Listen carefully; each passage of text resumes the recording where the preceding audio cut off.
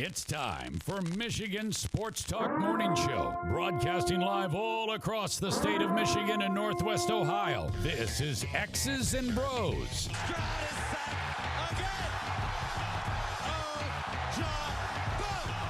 Swings it out to Sadiq Bey. Gets Benny in the car. To Abdul-Rahman at midcourt. Extra pass. And it goes for the win. The three-pointer by Jordan Poole. Here's the give. Walker. Kenneth Walker. Touchdown. Spotty. Goff's got it. Back. Looks. Throws. Ends up. Yes. Caught. Touchdown Detroit Lions. They did it. Amon-Ra St. Brown in the receiving end. Sends one to deep left center field. Back it goes, and that ball's out of here. A grand slam from Miguel Cabrera. He's got 2 goals. Larkin in on goal. Scores! His first career hat trick in his 7th season for Dylan Larkin. Here's your host, Anthony Bellino. Rise and shine, folks. Good Tuesday morning to you. It is the 16th day of May 2023. So great to have you riding along with us here on this Tuesday morning. Danny Cahalan, Ryan Elke, Anthony Bellino, all joining you. Thank you for joining us, no matter who you are, where you are, how you may be listening, all across the great state of Michigan and in Northwest Ohio as well. From Traverse City down to the Glass City, GR to the Motor City, we say good morning to you. We welcome you. We thank you. We appreciate you. And, of course, we encourage you. Join the program at any time. You can text the keyword sports radio, send that to 21,000 sports radio to 21000. Our Meyer Supercenter guest line 248-951-2176, 248-951-2176. We're on Twitter at XB Mornings, Facebook, X's and Bros, and of course, good morning to our television audience as well on both BCSN and streaming live on our YouTube page at Michigan Sports Network. Danny Cahalan is at Dan in the studio. Ryan Elke is at Ryan L_Key, and I'm Anthony Bellino at AAC Bellino. Gentlemen, good morning to both of you. How are you this morning? What's going on over there? Little Game 7 action last night in the Stanley Cup playoffs. No Tigers baseball last night, but it's kind of a quiet night. We're getting to that point of the year where when the playoffs begin, and through the first 2 rounds, there's games every night. And then you get to the conference finals, and then you're going to start running into, just an absence on television. Where it's just, early season baseball, no games of any real consequence. Oh, there was last night. Oh, really? Let the speculation begin. Oh. Is Aaron Judge cheating? On his girlfriend? In baseball. Well, what did he do? He was caught glancing at the dugout. Within 3 seconds, hits a home run. The Blue Jays were speculating. Huh. Oh, boy. He looks at the dugout. How are you going to look at the dugout and then look back in time to be able to bang, hit bang, the ball? Yankee gang. And then trash cans. Asked after the game, he said, I was just looking at my teammates wondering why they were still yapping at the umpire when we were up 6-0. That seems legitimate. And then he hit a home run, though. I don't know.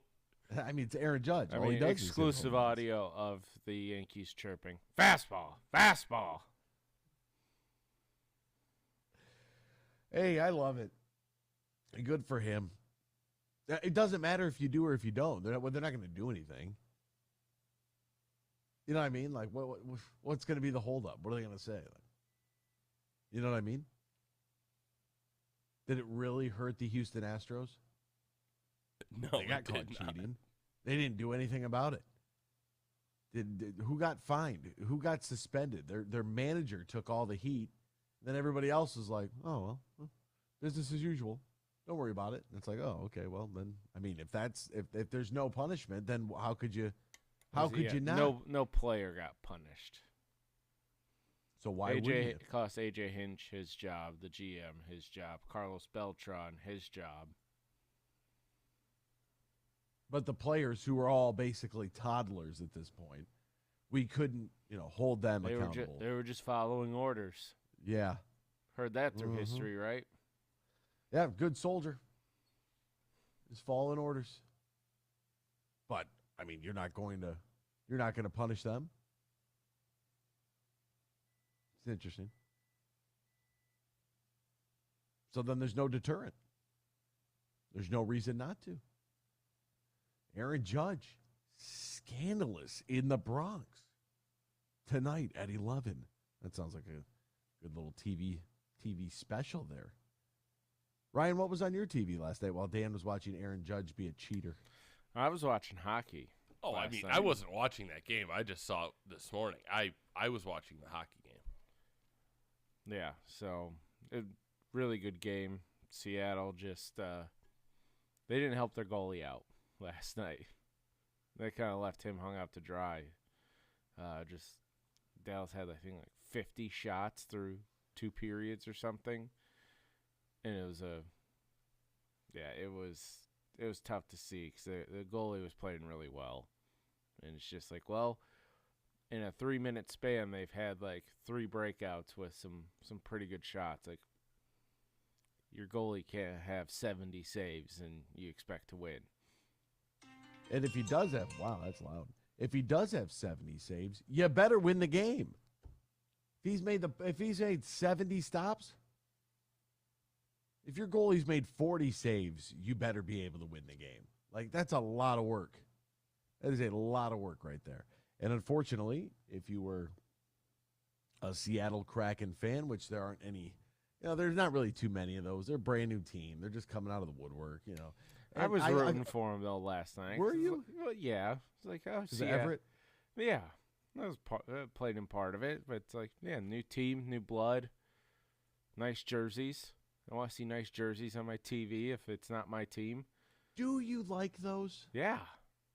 Yeah? Yeah, great logo. Color fits right into it. The dark blue and like the aqua with the S on it, with the tentacle in the S, and then like the red dot that's supposed to be the eye is what I would assume, the eye of the Kraken. I don't know. I don't know if I like the Kraken. I like Everett Fitzhugh, but I'm not sure if I actually like the Seattle Kraken. Like, I'm not sure if I like the name. Like, I think it's cool for like a minor league team. You got no beef with me there. But I just don't know if that's something that I like. I don't know if I like their jerseys. What? Do you want Wildcats? Wildcats? No. We have enough big cats in pro sports. I don't know. That's the thing. I don't have a, if you're gonna say, well, I don't like something or I would like to change something. Yeah, I mean, if you don't like something, that stupid Stars logo with just like that, just like whatever that D is, that the Stars logo redesign was, they should just go back to go back to the mid-90s. Yeah. Well, yeah, those are the North Stars, like the 2000s you want. When did they flip? I thought that they were in Dallas in like 96, 97, right? Yeah, but I mean 92 or whatever. Okay, when did versus, because they were in Minnesota when Mighty Ducks came out. Let me look up. I'll just go right down the middle too. I'll go 1995 Dallas Stars and see what that was their third hockey season in Dallas was 95. So yeah, mid-90s. Give me the mid-90s Stars jersey. That's cool. I'm good with that. Yeah, go back to those. The darker green. Yeah, I don't know. So you have Stars Golden Knights on the left side of the bracket for the Western Conference. On the right side, you have Panthers Hurricanes. So not exactly. Hey, fantastic for travel for those two teams. Oh, Florida and Carolina? Yeah. 45-minute plane ride. That doesn't get any better than that. Like, that's going to be, good for them. And even for like Dallas and Seattle, that's and nothing quick about that. Now that I think about it, put my thinking cap on. There's nothing about that that's going to be good or easy for them. So Thursday night we'll have Panthers Canes, only game on television at 8:00 on the hockey side. Then at 8:30, why 8:30 I don't know, on a Friday night, but Stars Golden Knights over on ESPN. But for NBA and NHL, every game is 8:30. Stupid. But at least you're not like searching. Is it 7? Is it 7:30? Is it 8? Is it 9? Is it 10? You just know 8:30. You flip on TNT for, I think it's the East, and ESPN for the West for both sports. And if you turn it on and basketball's on, you want to watch hockey, flip it to the other one. Yep. It's going to be there. We'll step aside when we return. Somebody put out something very interesting about Michigan against Michigan State all time. I kind of want to talk about it. We'll bring that up here next year on X's and Bros on the Michigan Sports Network. Have you ever played golf at Tullymore, St. Ives? Have you experienced a stay-and-play package in Canadian Lakes, Michigan, less than an hour north of Grand Rapids? Well, here's what you need to do if you want to take advantage of great deals right now. Go to TullymoreGolf.com. That's TullymoreGolf.com, and you'll see the link for packages, accommodations, dining, meetings, weddings, events, and so much more, and especially golf on the 18-hole layout at Tullymore and the 18 holes at St. Ives. And they can accommodate any group, whether it's 2 people getting together or 200 looking for a weekend or an overnight celebration. That includes a little business, golf, great food, and beverages. Just go to TullymoreGolf.com. That's TullymoreGolf.com. They're located in Canadian Lakes, Michigan, less than an hour north of GR. Get more info at TullymoreGolf.com. From the biggest of big games to the littlest of the little. There you go! Go! No, first base! Go, run! Whenever you shop Meijer, you help support hundreds of local sports teams across the Midwest. From some of the biggest stadiums in the state to the familiar fields down the street. You're helping make a difference to the people and places you call home. Learn more at Meijer.com/community. They say consistency is the key to success. They weren't wrong. So how about grabbing a beer that's consistently smooth, consistently refreshing, and consistently light? You might just find that the road to success can be pretty enjoyable. Michelob Ultra, the perfect balance of taste and refreshment, and only 2.6 carbs and 95 calories. It's only worth it if you enjoy it. Enjoy responsibly. Anheuser-Busch Michelob Ultra Light Beer, St. Louis, Missouri.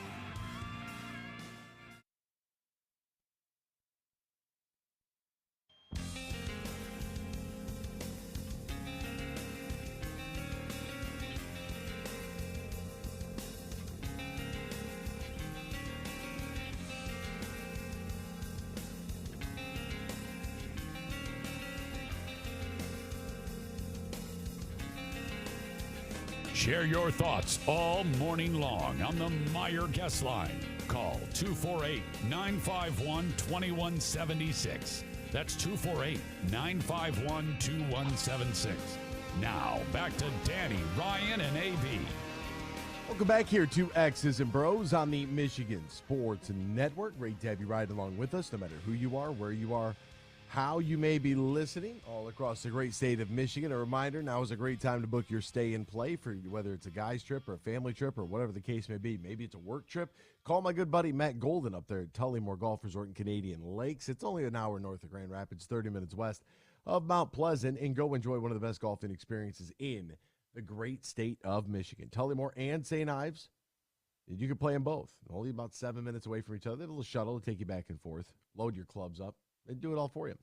Call 1-800-972-4837, 1-800-972-4837, or visit TullymoreGolf.com.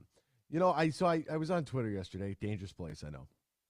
And lot of interesting news on Twitter yesterday. But something came across sports related, and I was like, this is rather interesting. And of course, we've got some pushback by some people, but there is this account that has come out. I would say, I don't know if it's similar to Big Game Boomer. I don't know. It's called College Basketball Report. I don't know how long it's been around, but I see more and more of it. And I'm like, okay. And it was like Michigan State versus Michigan all-time starting fives, according to ChatGPT, whatever the hell that is. Who you got? ChatGPT is the the artificial intelligence thing. Yes. Yeah. Shouldn't even be a thing, but whatever. I was surprised here that for the all-time starting. If you've ever seen Bicentennial Man, the AI should not be a thing. No, I mean the guy that created it, or was one of the heads. Where was he at? What company was he with that he was just quit and walked away at 76 years old? Was he with Google or somebody? And he just walked away. He's like, this is not a good idea, and just quit. And I'm like, why'd you start it in the first place, dummy? Anyways, the computer says this: Magic Johnson, Scott Skiles, Sean Respert, Draymond Green, and Special K, Gregory Kelser, taking on Rudy T, Chris Webber, Glenn Rice, Cazzie Russell, and Trey Burke. Would that be your all-time starting five, Ryan?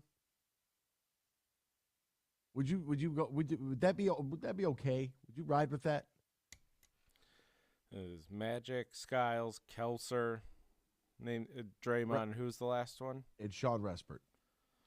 Yeah, I mean, Draymond's. Probably. He's a college player of the year. I mean, he's the only one where you just be like, all right, could I find someone better? But when you look at his college accolades, though, it's like, all right, makes sense. Interesting. Very interesting. Because I don't think, I think Michigan wipes the floor with them. Yeah, sure. Because who's Magic going to pass to that's going to knock down shots? Gregory Kelser was number 4 pick overall, right? Yeah. Him and Sean Respert were walking buckets. Gregory Kelser would have, he would have been a Hall of Famer. He just, his career was cut short due to injuries. I think you probably would have. As soon as I saw this, I was like, man, other than C. Webb, I don't know if anybody's competing against Glenn Rice? What? Glenn Rice versus Respert. I think it's a good matchup. Cazzie Russell?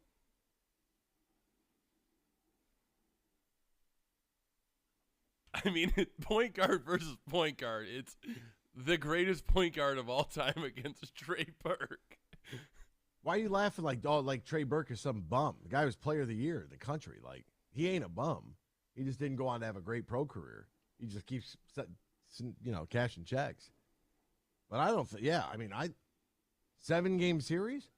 I'd want to watch it. And then I went back through and I said, well, who would I want to add to this team? and who would I take off? I'm like, I don't really have, obviously I'm not old enough. You can only hear stories about Tom Janovich. You only hear stories about, Cassie Russell. Different game, no three-point line, stuff like that. I think that's a pretty good matchup. Who's guarding Chris Webber? Like, he's given business. Is Trey Burke going to guard Magic Johnson? He's going to try his hardest. There's definitely a high differential there. Yeah. But I thought it was pretty good. I thought, that's Magic Johnson, you put up video game numbers unless C Webb switches on him. Be 50, 20, and 20. 50, 20, and 20. Relax. But I thought it was kind of interesting. Like, you have these you have all-time greats. Is there anybody that you would add to that team? Whether you're on the Michigan or the Michigan State side, who would you add to replace Burke, Russell, Rice, Weber, or Rudy T on the Michigan side? Magic, Skiles, Respert, Green, or Kelser on the Michigan State side? I don't know if I'd replace any, but, on the bench you have Zach Randolph, Morris Peterson, Jason Richardson, Cassius Winston, Denzel Valentine. I saw one the other day. By the way, that's a pretty good bench. I saw one the other day. It was like cut start bench. And it was Trey, Cassius, and Ayu. Yeah. Ayo DeSunmu. I was like, that's kind of an interesting third. Like, I get I think maybe the person that put that out there was just trying to troll Illinois fans because they get very sensitive on the internet. But I would have thought if you'd have put Carson Edwards in there from Purdue, it would make it at least a little bit more challenging, right?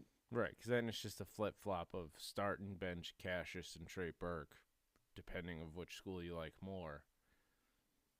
I mean, the Michigan schools are just going to unite and cut Ayu DeSunmu right off the bat. Right off the bat. Like, the guy didn't stand a chance. And it's like, if you put Carson Edwards in there or another point guard of, like, substance, like, then you're like, okay, hold on. Wait a minute now. Now you might have to actually start looking at numbers and going through it. Because at least the other, with Burke and Winston, it's like they have the accolades plus they have the deep tournament runs. Yeah. Like, they each... Burke went to the national championship game. Winston went to a Final Four. Like, you can at least be like, okay, they're on the team. They've played in games of substance. They could both be on the team. This guy, they can't make it out of the first weekend in the NCAA tournament. But if you had an all-time starting five, if you're a fan of either school and you saw the tweet and you wanted to chime in, feel free to let us know who would make your all-time starting five at either Michigan or Michigan State. Who would you want on your squad? All right, when we return, the NBA lottery is tonight. Everything hangs in the balance for this evening. For us to sit there and watch ping pong balls that we don't even actually get to see. That's going to happen in another room. But we are going to sit there with our hopes and our dreams and our entire future hanging in the balance. We're already having debates online about whether or not what will Wemby be in year number one. Some interesting thoughts there in comparison to, well, what did LeBron do in his first year? Is that even something that's comparable for Victor Wembanyama? What happens if you don't win the lottery? Oh, a lot going on here tonight. That is going to be a special television program this evening. Tankathons, they've been doing one a day leading up to it, and the Pistons won yesterday. So took me like 10 tries this morning to get Pistons number one. Landed on number 5 most often already this morning. The Pistons put out their little like GIF thing. It's like stop and screenshot. I'm like, I couldn't get number 1 on the cell phone. I was like, I can't stop this thing in time. What? We'll step aside. We'll be right back. The lottery is tonight. Next, here on X's and Bros of the Michigan Sports Network. Huge here for my good friend Tom Rosenbach and his team at Bean Carter. They're one of America's top accounting and business firms. They're based in downtown Grand Rapids, and now they're stronger than ever before with their new partnership with Dorn Mayhew. Now, Dorn Mayhew is an east side firm. Now you get the west side of Michigan with Bean Carter, and whether you're a small business or big business, they can handle all of your accounting and business needs at Bean Carter. Just go to beancarter.com. That is BEENEGARTER.com. And I mentioned with their new partnership with Dorn Mayhew, they cover all of Michigan, the Midwest, and coast to coast. Find out how the pros at Bean Carter can help your business today. Go to beancarter.com. That is BEENEGARTER.com. And I know Tom Rosenbach and his team are so happy about their new partnership with Dorn Mayhew. The 1-2. Right side, there it is! Hey, sports fans, here's a hanging curveball that you can knock out of the ballpark. This is Matt Shepard, the voice of Detroit baseball, inviting you to step up to the plate at Eagle Casino and Sports, the mobile sports book where you can bet on all your favorites all year round, including, of course, our national pastime. So download the app and start winning today. Eagle Casino and Sports, made in Michigan, made for Michigan. Must be 21 years or older and in Michigan to play. From the biggest of big games to the littlest of the little. There you go! No, first base! Go, run! Whenever you shop Meijer, you help support hundreds of local sports teams across the Midwest. From some of the biggest stadiums in the state to the familiar fields down the street. You're helping make a difference to the people and places you call home. Learn more at Meijer.com/community.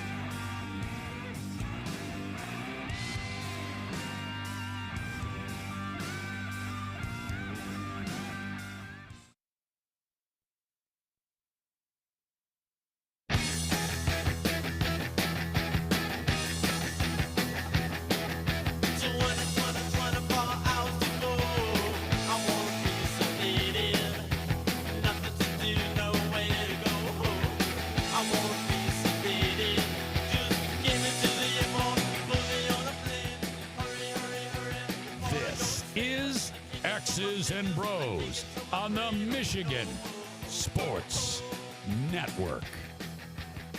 Welcome back here to X's and Bros, Michigan Sports Network. Great to have you riding along with us, no matter who you are, where you are, how you may be listening, all across the great state of Michigan and in Northwest Ohio as well. From Traverse City down to the Glass City, GR to the Motor City, we say good morning to you. We welcome you. We thank you. We appreciate you. And, of course, we encourage you to join the program at any time. Text the keyword sports radio. Give us a dial on the Meyer Supercenter guest line, 248-951-2176, 248-951-2176. Text the keyword sports radio. Send that to 21,000. Clint on Facebook. Good morning, gentlemen. Replace Burke with Jalen.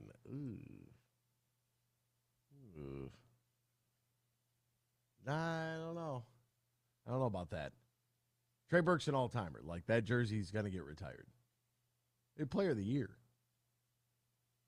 But there was a stipulation when it comes to jersey retirements about graduation. And so there was a little bit of a holdup. And yeah. So we'll see if that happens this upcoming season.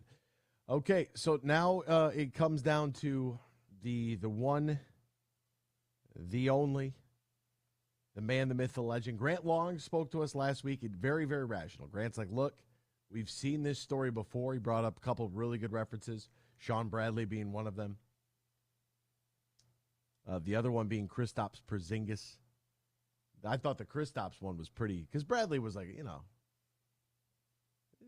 Kristaps was, he was a unicorn. Can he stay healthy? Right? Does he have that it factor in him? Kristaps is healthy. He can still put up 20 a game right now. With ease.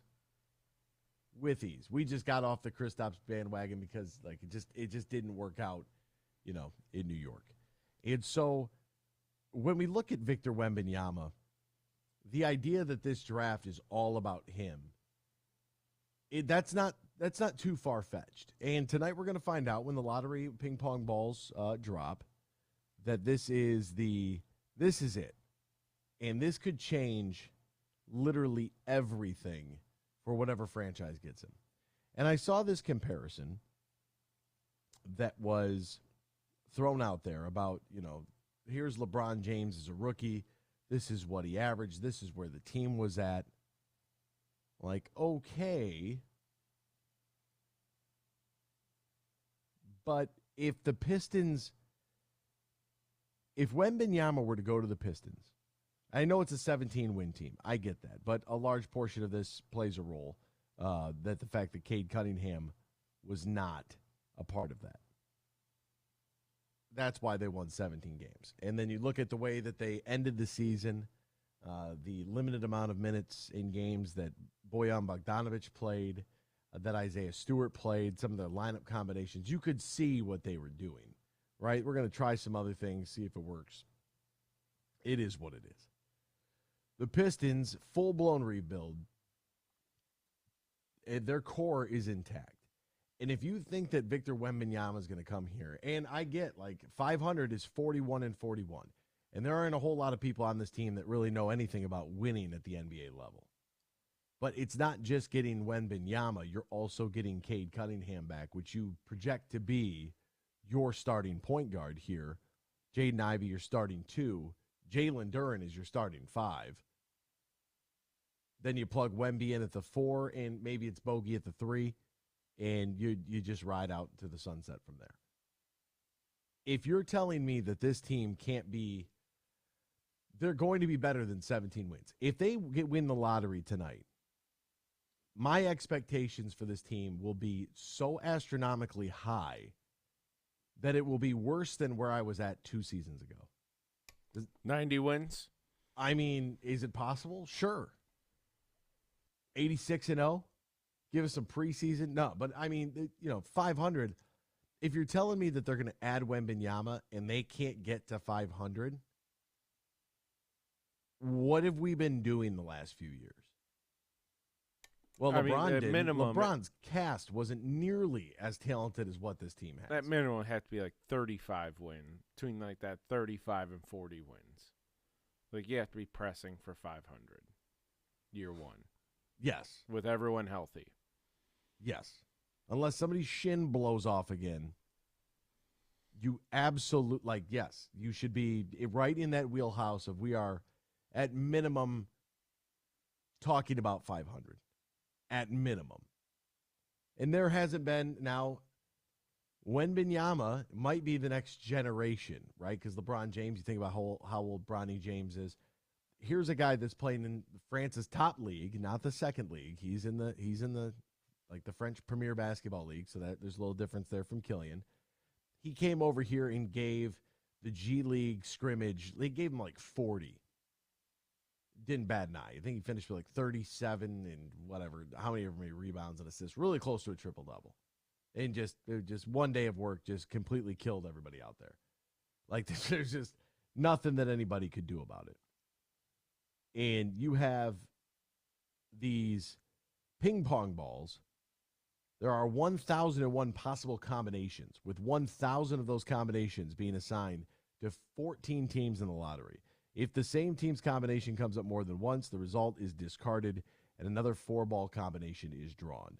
After the first 4 picks are determined, the remaining picks are ranked in inverse order based on win-loss record.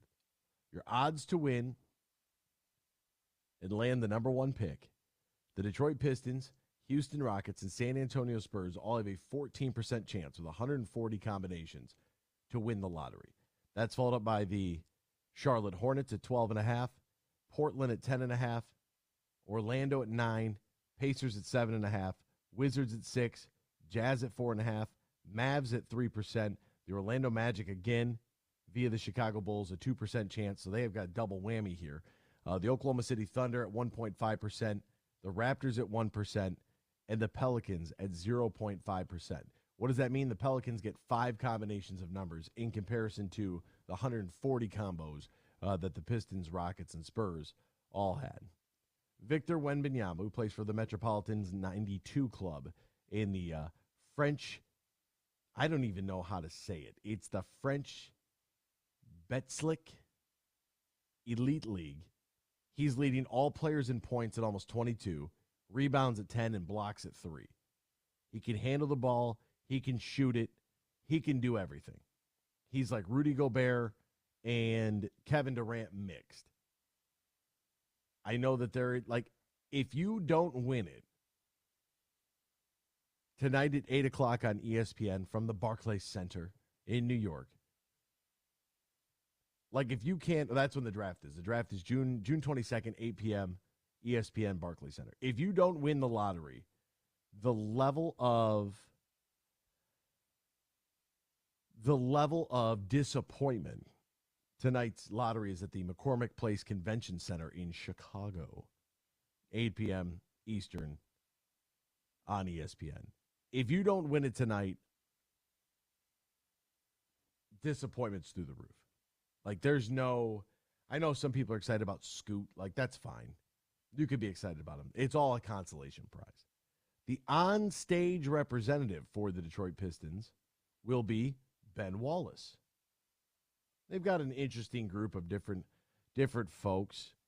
You know, Colin Sexton, who plays for the Jazz, he'll be there. The head coach of the Wizards, Wes Unseld Jr., will be there.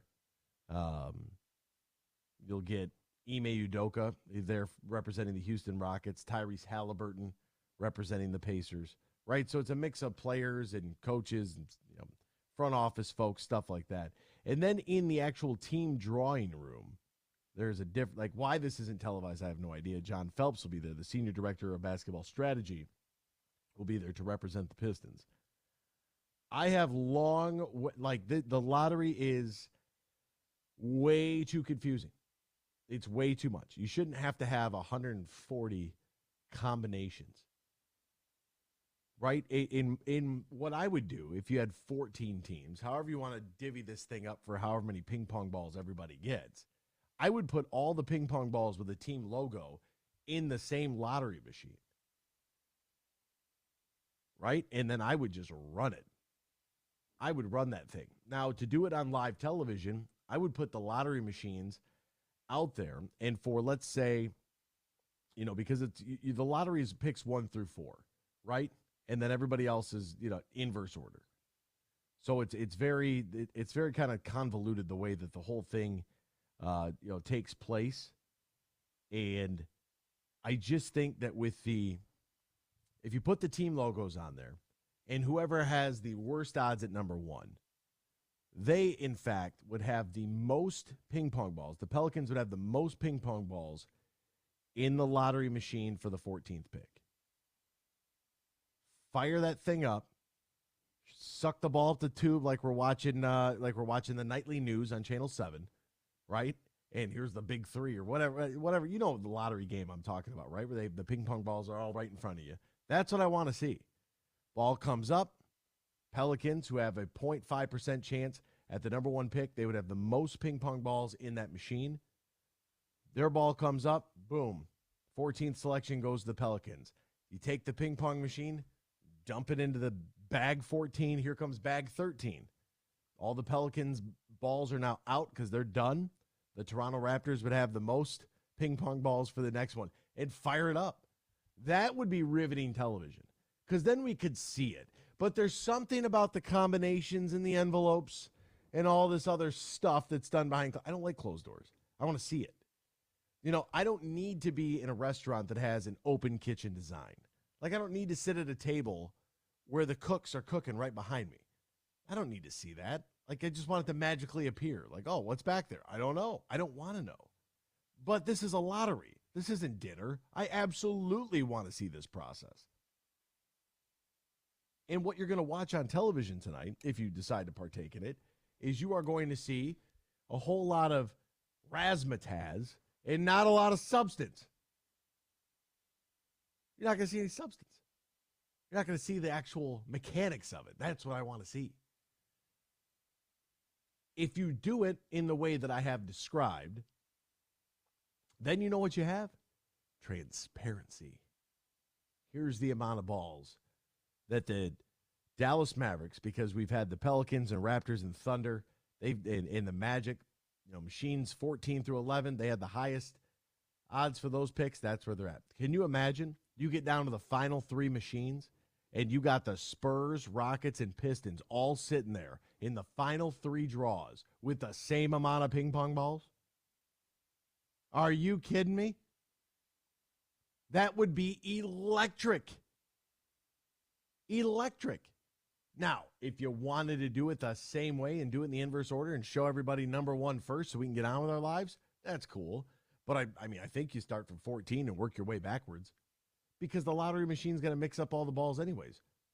So whatever the mathematical combination is for however many, like what you want your odds to be, for instance, the 14th pick. Well, put 14 ping pong balls in there for the Pelicans and start dwindling the number down until you get all the way to the Pistons, Rockets, and Spurs that maybe would have 1 ball in that machine. Like that, can you imagine? You have tied for the best odds at the number 1 pick, and you're the San Antonio Spurs, and we're here for draw number 14, and your ball comes up. Oh my God, the level of disgust that would be riveting television. This tonight is all like semantics. Like, I'm going to watch it. Of course I'm going to watch it. You're probably going to watch it too, because we need to know if Ben Wallace is basically a giant 6'9" rabbit's foot is what we need to know. And if there's any way to get a keychain version of him to carry around with us for good luck. But it's actually just a bunch of pomp and circumstance. You'll get, what's his name, the deputy commissioner will be up there, and he'll have all his envelopes, and he'll be all, doing all that, and they'll pan each particular representative who's there. From the Detroit Pistons, Ben Wallace, and the camera will pan, and he'll be like, nod his head, maybe give up a number 1 because he's excited about it. And that's it. And like, my lottery show could be an hour long. That could be an hour long. Intro segment, 5-6 minutes. Hey, here's the representatives. Here's the way that we're doing it. Here's the ping pong machine. Here's the bag of ping pong balls for pick number 14. Dump them on in there and let's go. That would be riveting television. Can you imagine if they had all the different ping pong ball machines right in front of you? If they had all the lottery machines that were right in front of you, like, and then, this bag has all the odds for, the 14th pick, and they dump those in. and they run it. They move that machine to the side, the 13th pick, dump them in, run it. Like, why does this sound like such a good idea? Are you guys on board with this? Because I think that's the moneymaker right there.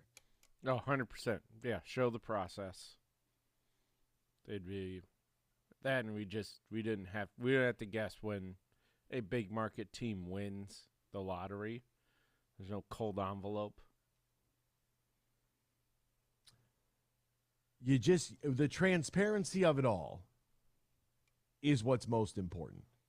Because there is a feeling, and I might have said it yesterday, with the selection of one of the referees that was officiating in Game 7 between the Celtics and the Sixers, that, maybe, just maybe here, we could do things a little bit differently. And my angst was in regards directly to Scott Foster.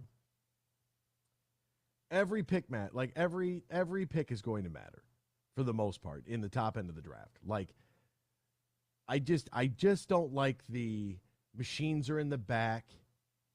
The balls are mixed for 20 seconds, and the first ball's taken out. The remaining balls are mixed for another 10 seconds. The second ball is taken out. It's just a lot. It's just a lot. It repeats for the third and fourth balls. Then the team with that assigned combination of 4 balls will receive the number 1 pick, and the process repeats itself for 2, 3, and 4. So whoever's in that back room, they know what's going on. Media can go in there, but if you go in there, you can't take your phone, right? They got that thing locked down inside the lottery drawing room. Like, dude, do it all right in front of us. Let the general public see it.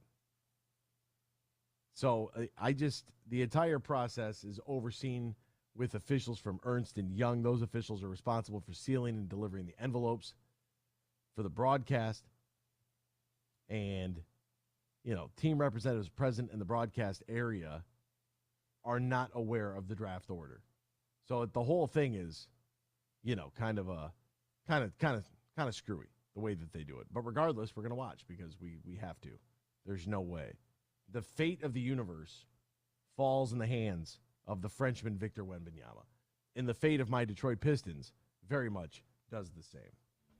Hey, folks, conference finals action right around the corner. You can get in to all the big hoops action with the DraftKings Sportsbook, official sports betting partner of the NBA. Get on in the excitement of every game with the touch of a button. New customers can make a $5 pregame moneyline bet. Score $150 in bonus bets if your team wins, plus everyone can score a no-sweat same-game parlay during the NBA playoffs. Open up the DraftKings Sportsbook app, opt in, place a same-game parlay on any of the conference finals games, and if it doesn't hit, you'll get a bonus bet back up to $10. New customers, download the DraftKings Sportsbook app right now. Sign up using the promo code HUGE, promo code HUGE, only at DraftKings. Disclaimer time. If you or somebody you know has a gambling problem, wants help, needs help, call the Michigan Department of Health and Human Services Gambling Disorder Helpline at 800-270-7117. 21 plus Michigan only. Bonus bets expire 7 days after issuance. Opt-in is required. 1 bonus bet issued based on the amount of the initial losing NBA bet. Eligibility, wagering, deposit restrictions to apply. See terms at sportsbook.draftkings.com/basketball terms. We'll be back with hour number 2 next here. X's and Bros, Michigan Sports Network. Got any plans for Mental Health Action Day? You do now. Join us online on Thursday, May 18th from 7 to 9 p.m. for In Tune, a free live stream event featuring performances and conversations with the Verve Pipe, Br0's, Carlos Cese, Cole Hansen, and more. Visit IUnderstandLoveHeals.org to find out how you can log in and join the celebration for free. May 18th is Mental Health Action Day. Take action. Visit IUnderstandLoveHeals.org and join the celebration. Huge here for my good friend Tom Rosenbach and his team at Bean Carter. They're one of America's top accounting and business firms. They're based in downtown Grand Rapids, and now they're stronger than ever before with their new partnership with Dorn Mayhew. Now, Dorn Mayhew is an east side firm. Now you get the west side of Michigan with Bean Carter, and whether you're a small business or big business, they can handle all of your accounting and business needs at Bean Carter. Just go to beancarter.com. That is BEENEGARTER.com. And I mentioned with their new partnership with Dorn Mayhew, they cover all of Michigan, the Midwest, and coast to coast. Find out how the pros at Bean Carter can help your business today.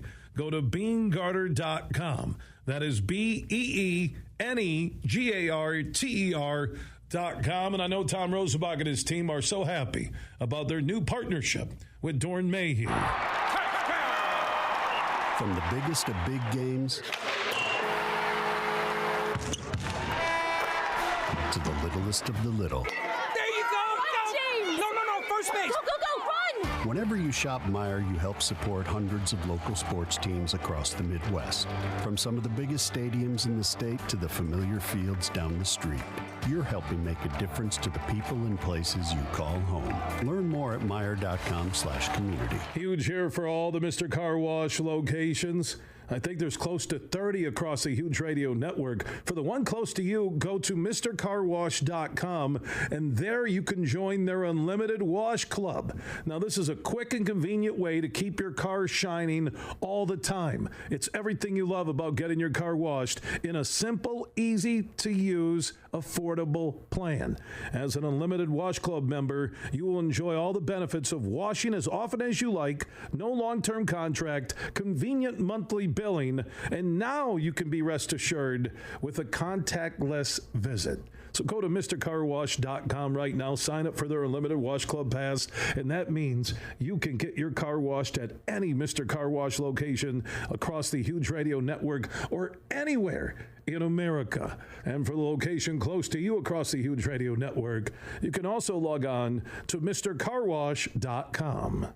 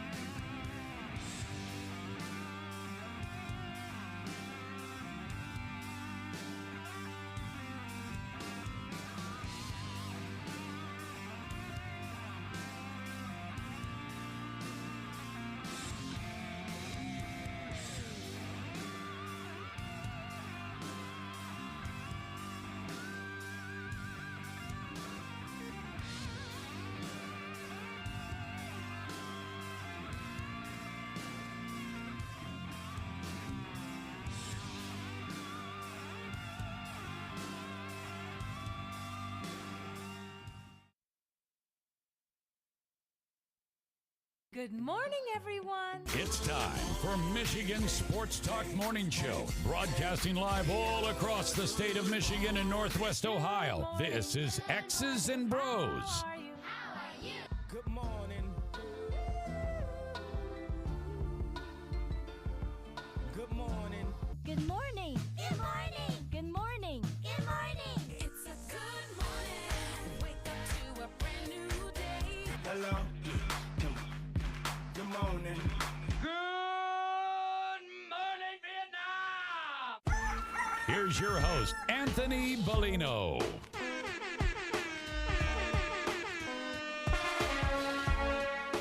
Rise and shine, folks. Welcome back here. Hour number 2 on this Tuesday. It is the 16th day of May, 2023. So great to have you riding along with us here. Danny Kaler, Ryan Elke, Anthony Bellino, all joining you. Thank you for joining us. Text the keyword Sports Radio. Send that to 21,000, Sports Radio to 21000. Meyer Supercenter guest line 248-951-2176, 248-951-2176. We're on Twitter at XP Mornings, at Facebook, X's and Bros. And, of course, good morning to our television audience as well on BCSN and streaming live on our YouTube page at Michigan Sports Network.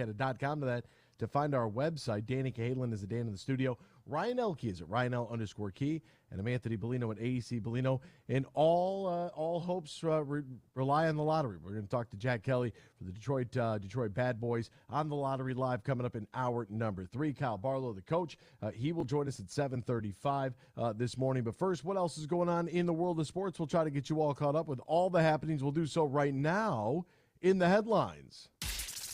Big news. I have a little news flash. Let's check the headlines. Nah, it's real news for once. The biggest stories of the local, regional, and national news.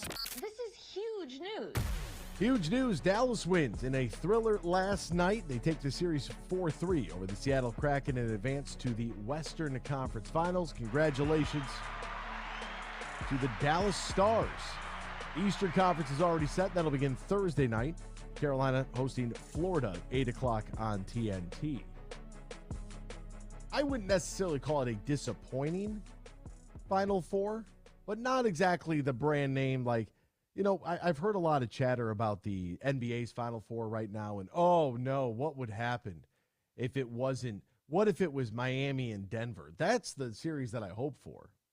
I'm hoping for that we get the Miami Heat against the Denver Nuggets in the NBA Finals. That's what I want to see. I don't need to see Lakers Celtics. We've seen it enough over the course of history. Like, I'm good there. I just want close games in the NBA Finals, the conference finals. Because outside of the Knicks and Heat, which wasn't good basketball, every other game you're watching seems like, all right, 20-point blowout, 30-point blowout, 30-point blowout. Where the series might be close, where it's like, oh, Game 7, but every game's been decided by 20 points. I see what you're saying. Or it's like, that's frustrating because it's like, yeah, the series seems to be good, but every game kind of stinks. You want some nail biters. Right. Where Yes. Miami, and that's where Miami and New York was. Every game was a nail biter, but they were shooting 20% in the fourth quarter. Damn you, Tom Thibodeau. Yeah. Run your people in the ground by game 50. Jalen Brunson has a very bright future. We know that much is for certain. But a Final Four in the NHL that, I mean, okay, Carolina, Florida, all right. And then on the other side, Carolina, this is their third appearance in the last 21 seasons. It would be if they make it to the finals. Outside of Carolina, Hurricane jerseys aren't something you're going to see very often. You know what I mean? Stars, Golden Knights. Nobody wears hockey jerseys in general. Well, you're not. Maybe you might see a Red Wings jersey. Have you ever? I haven't seen somebody wear just a hockey jersey in 20 years. Like other than I saw a going guy wear to a Red Wings game. I saw a guy wear an Oilers jersey to Comerica Park the other night. Okay, that guy's weird. Why? Well, no, that guy's just Canadian. He crossed the bridge for the game. He's not even Canadian. He works for the Lions. They had like a field trip day out there. As I've spoken about, jerseys are weird in general. Basketball jerseys especially. Really? You wouldn't wear a basketball jersey to a pool party? No. I mean, I doubt. Truthfully, Shaquille O'Neal, 32, Orlando. Do you know how much, I would have to spend $300 probably to get a jersey that would fit me? That's not a joke. No, you wouldn't. You can go to, you could. No, you cannot, Anthony. Shop No, has you them. can't. A 3X? No. 3X Shaq Magic jersey. Let's see. Let's just see what comes up. Just for, craps and giggles. Oh, triple X, big and tall, men's Mitchell and Ness throwback from DXL, 150. Mitchell and Ness Shaq, 101. You can get it. You just got to put the effort into finding it. I don't need that. Oh, the white one with the stripes and the star with the magic. I might have to get that for putting base season this year. Might have to do that right now. I might have to place that thing on order. Might have to do a once we get more into summer radio, rank our top 5 non-hometown jerseys you'd want. Yeah, throwback magic is definitely up there. Definitely up there. Loved those jerseys. Ex-Falcons and Colts quarterback Matt Ryan is going to join CBS Sports as an analyst. Do you like this move here for CBS? They're gonna bring him in. I do. Matt Ryan is seems like a very down-to-earth, humble person. He's a family man. I good for him. Peacock is going to exclusively carry an NFL wild card playoff game. The league and NBC Universal announced yesterday that the Saturday night game on wild card weekend will be on Peacock.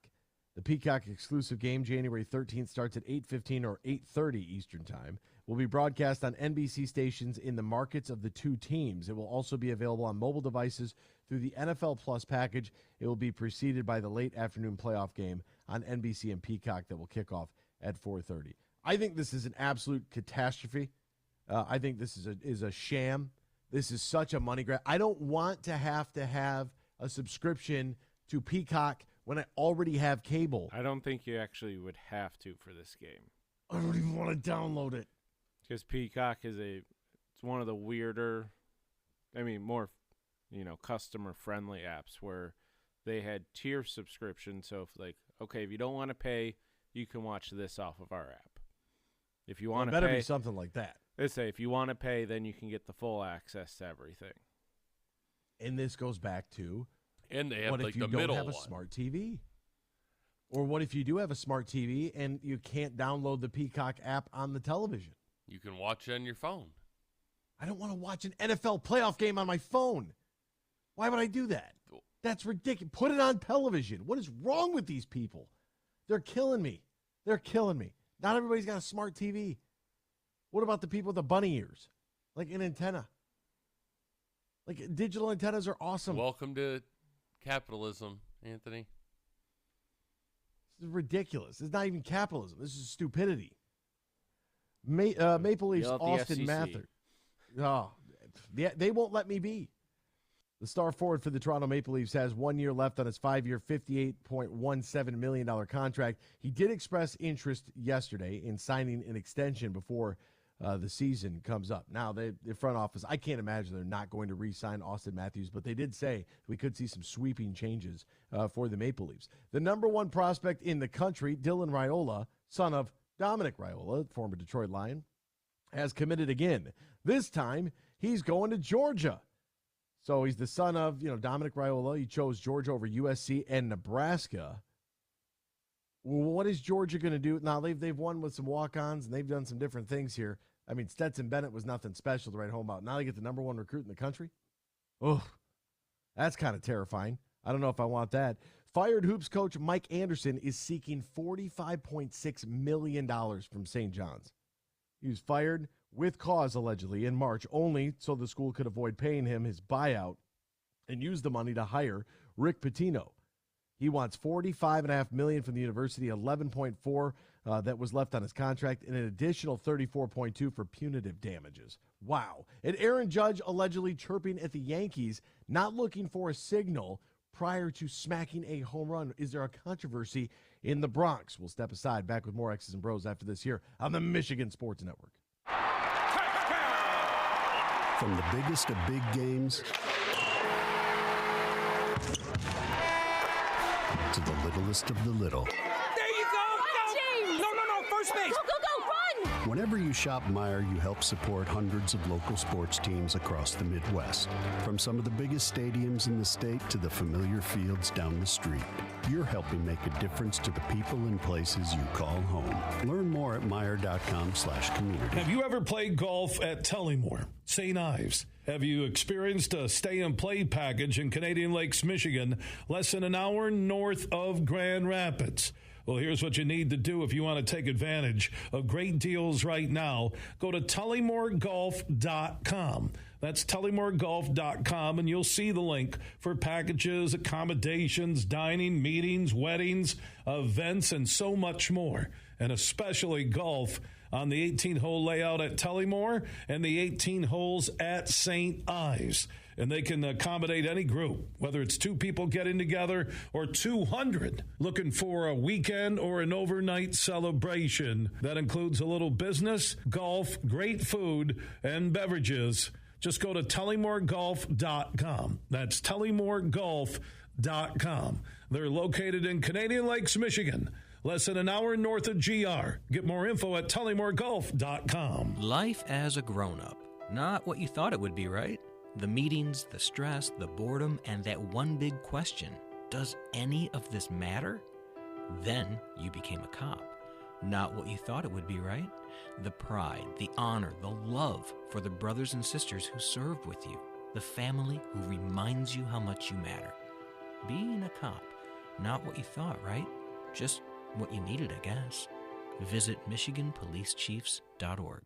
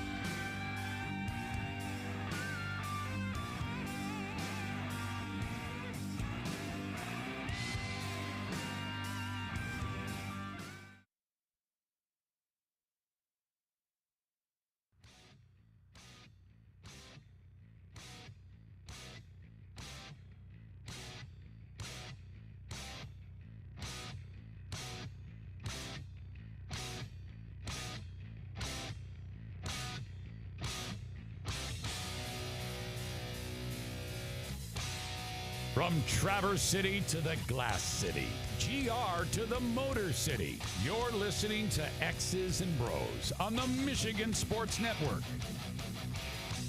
Golf season's here. Matt Golden and his wonderful team over at Tullymore Golf Resort are ready to welcome you with open arms. One of the best golfing experiences in the great state of Michigan. Tullymore Golf Resort, Canadian Lakes, offering not one but two championship courses, Tullymore and St. Ives, located about an hour north of Grand Rapids, 30 minutes west of Mount Pleasant, smack dab in the middle of the state, easy to get to no matter where you are driving from. Tullymore. Go there, play there, enjoy your time. TullymoreGolf.com, TullymoreGolf.com, or call 1-800-972-4837, 1-800-972-4837. Book your stay and play at Tullymore today. It is hour 2. It is segment 2, which means it's time for a little Detroit Lions trivia. Pew, pew, pew, pew. This is kind of an easy one, so I'll do it in 2 parts. What wide receiver did the Lions draft in 2021, and what round was he selected in?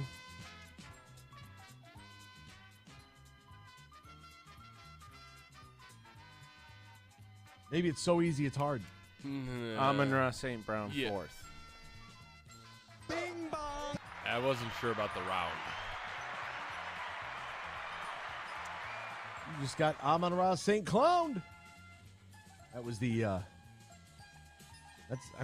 hey, look, I don't make them up. Every once in a while we'll get a good one. I thought yesterday's from the listener was pretty good. That was a good one. That was a pretty wild. Say, Mike McMahon did not sound like a Rutgers quarterback. He sounded like he played out west. Looked like it, too.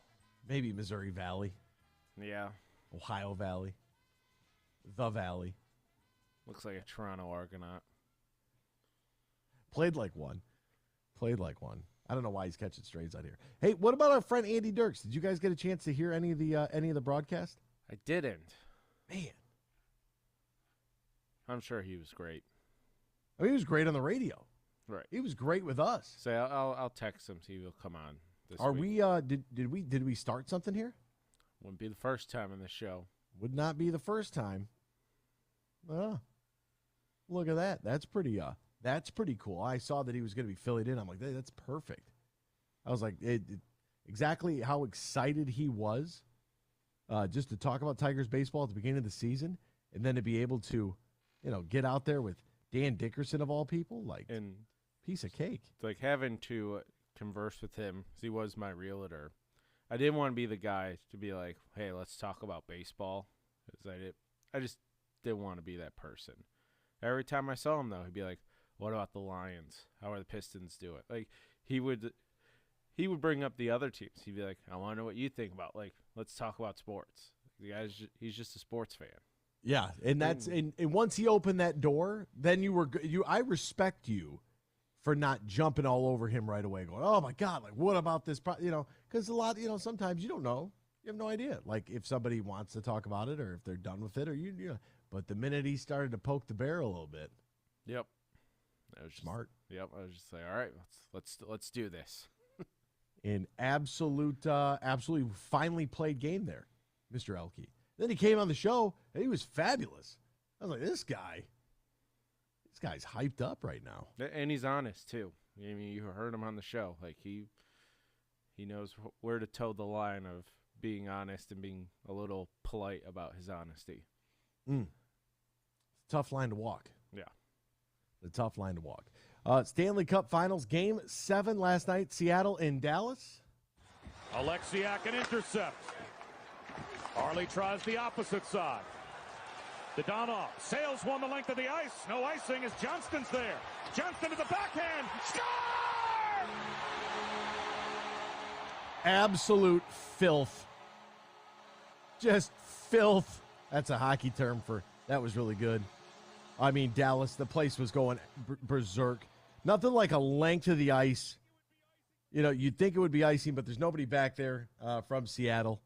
Wyatt Johnson just gets in behind the defense, and this is, there's nothing wrong with the play. Puck crosses first before he goes into the zone, so, I mean, it's all good in the hood. It's not cherry picking. Like, he's good. He's not offside. And the way that he corrals this thing off the backboards, and to be able to get it as a right-handed shot, to be able to get it on his backhand and flip it up over the shoulder as a goaltender. And that was, I mean, there we go. That's the ball game. So a Final Four, but not really. I mean, you got Vegas, who's a 1 seed. The way that things are set up in the Western, it's, whatever. And then you have the Dallas Stars, who are a 2 seed. Then you have the wild card Panthers taking on the Metropolitan 1 seed and the Carolina Hurricanes. It's an interesting Final Four because, think about all the teams that you could have been there. So you could have had one of the New York teams or New Jersey, right? Some past history there.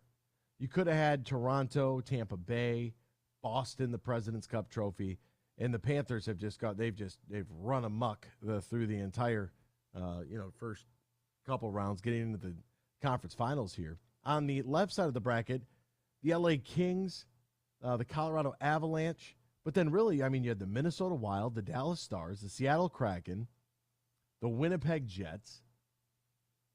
You had Vegas, you had Edmonton Oilers. They were my selection. That's the team I wanted. But to me, you had the Oilers, Kings, and Avs that have, 3 pretty strong hockey traditions there.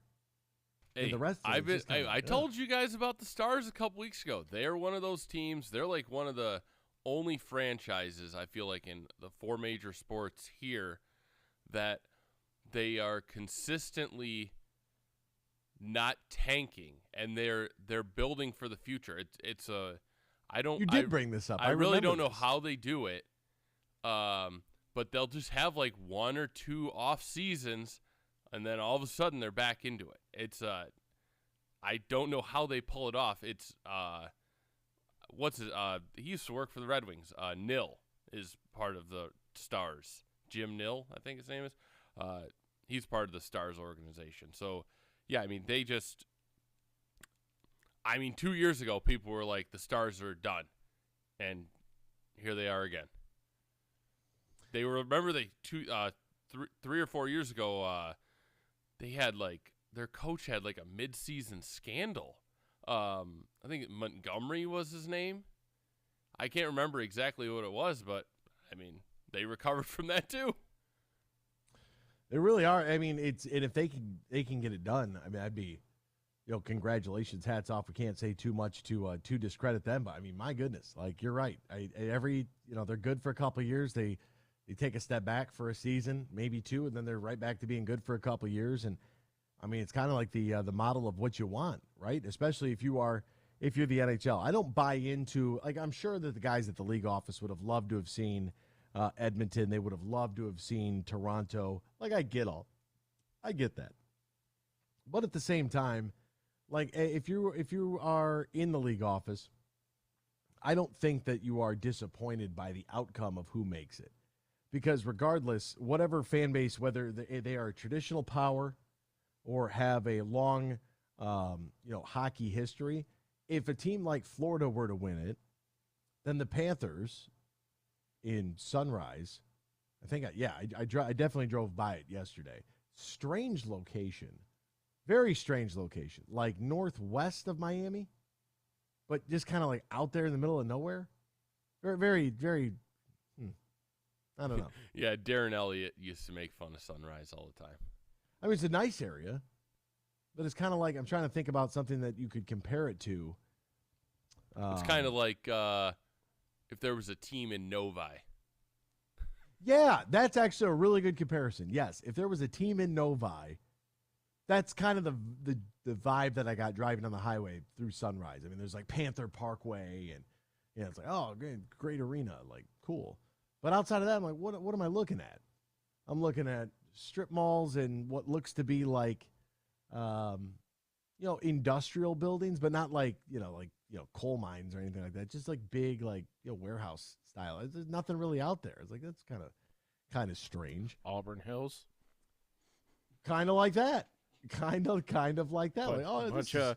Bunch of auto buildings around with the offices, and then Auburn Hills. There's a 1 block downtown. Yeah, it's just very strange.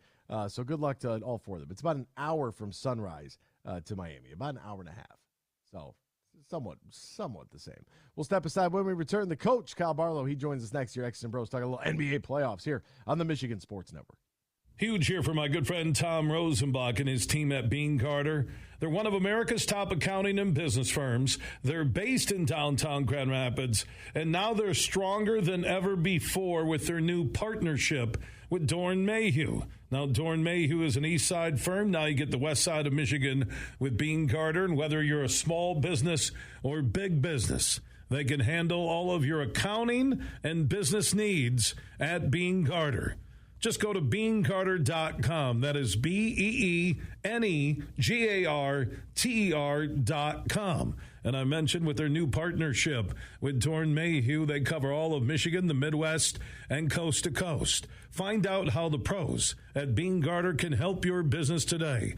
Go to beancarter.com.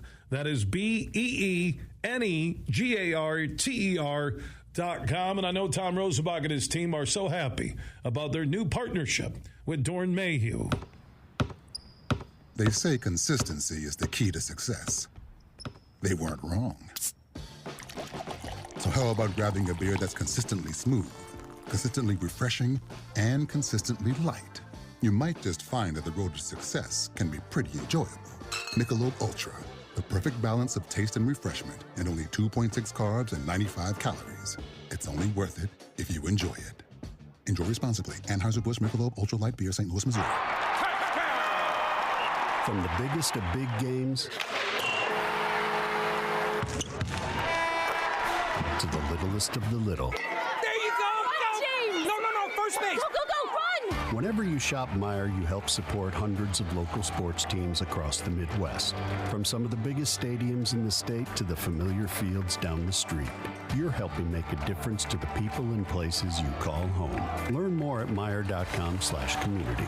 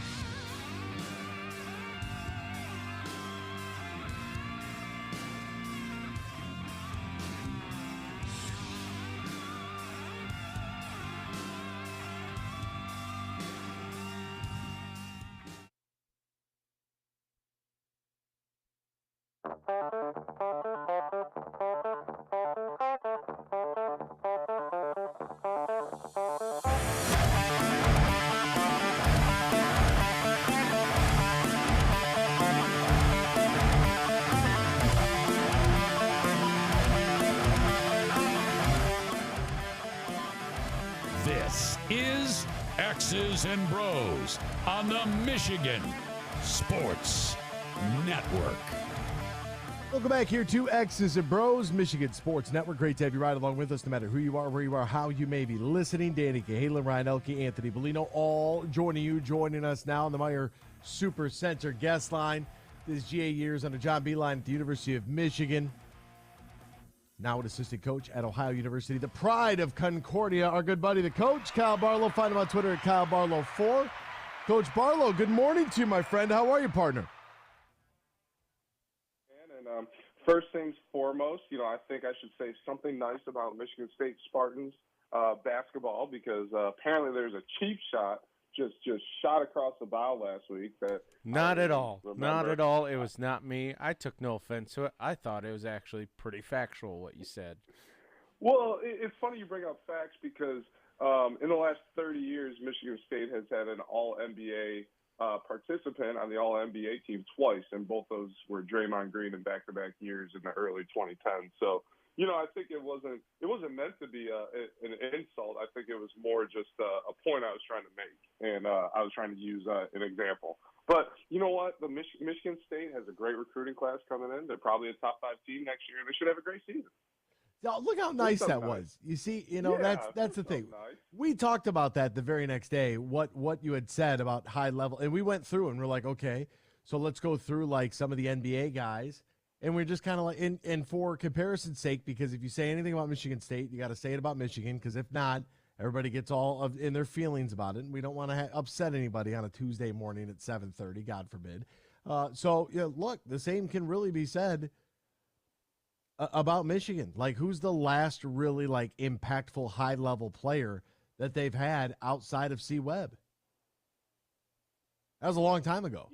And I think the listener, Tim, shout out Tim, he said this wasn't a Michigan State thing. It was more about a cheap shot. But, I did look it up. And in that same 30 years, Michigan has had 8 guys on All-NBA teams. When you're talking Glenn Rice, Juwan Howard made one, C. Webb. So, you have a lot of you have more, I would say, but neither of them are extremely high, I think would be. They're not Kentucky.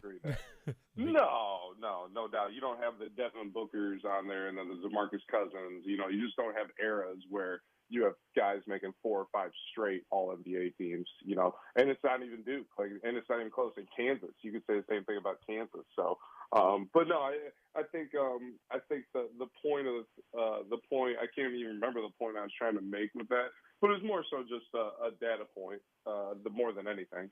Oh, man, hit me with a little Fizdale. Take that for data.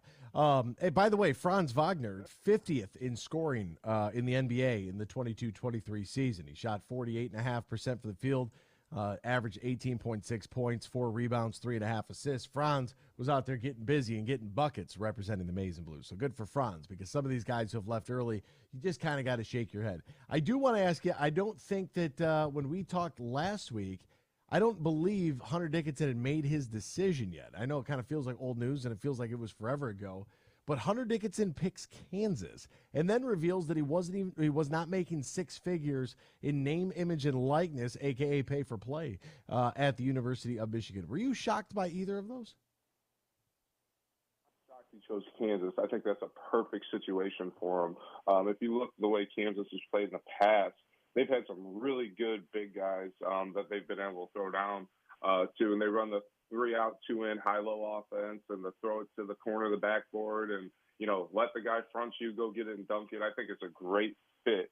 Joel Embiid played that offense, and so I'm not surprised he chose Kansas. I think that's a wonderful fit for him. So obviously he did his homework. Now the corny bleep video, we can talk about that, which I'm sure you've already litigated as well.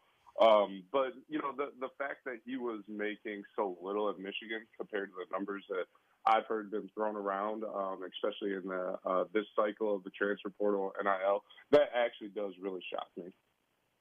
There have been some numbers that have been floating around too, and it's hefty. I really I don't know how we're going to continue on at this pace, but something at some point is going to give. It's going to happen. With recruiting in the MAC, how does the NIL discussion come up when you're recruiting? It does. I mean, The how, I mean, usually it's not the kid. Usually it's some sort of handler, as we refer to them, who would be the one that's doing it. And, now you can have an agent, but as long as they're an NIL agent, that's completely legal, like your marketing agent. The problem is a lot of these sports agents are also doubling as a marketing agent. So it's kind of a very gray line that everybody's tiptoeing back and forth, whether they're a marketing agent or a sports agent. So usually that's how it's coming up at our level and pretty much all throughout college basketball. When you look at the I saw a debate raging on because of the portal and everything else, and now that we've had a little bit of dust settle, I thought when, the free transfer rule, I thought that when it came out, it was going to hurt the mid-major more because we'd see guys that would explode for a season and then take off and go and try to test their mettle at the next level. We'd seen it before with graduate students, but never with a kind of like an open season, if you will, as far as free reign, NIL, recruiting, open transfer. Now that we've got a little bit of time and a little bit of exposure to this, were we right? I mean, is this now like kind of a serious problem facing the mid-major? I think you were right, and I think there's definitely unintended consequences. Look, there's a guy in our league that was Player of the Year that hopped in the portal very late. I'll say his name, Ray J. Dennis. Yeah, I think I don't know if I can say it, but you can. But yeah, there's lot of. And there's another kid that we played in our region of Appalachia who's not in our league, who's a member of the Sun Belt, who just hopped in the portal last week, who averaged 20 points a game, a point guard as well. And, those guys are, being dangled a carrot of a lot of money, a lot more than Hunter Dickinson supposedly made at Michigan.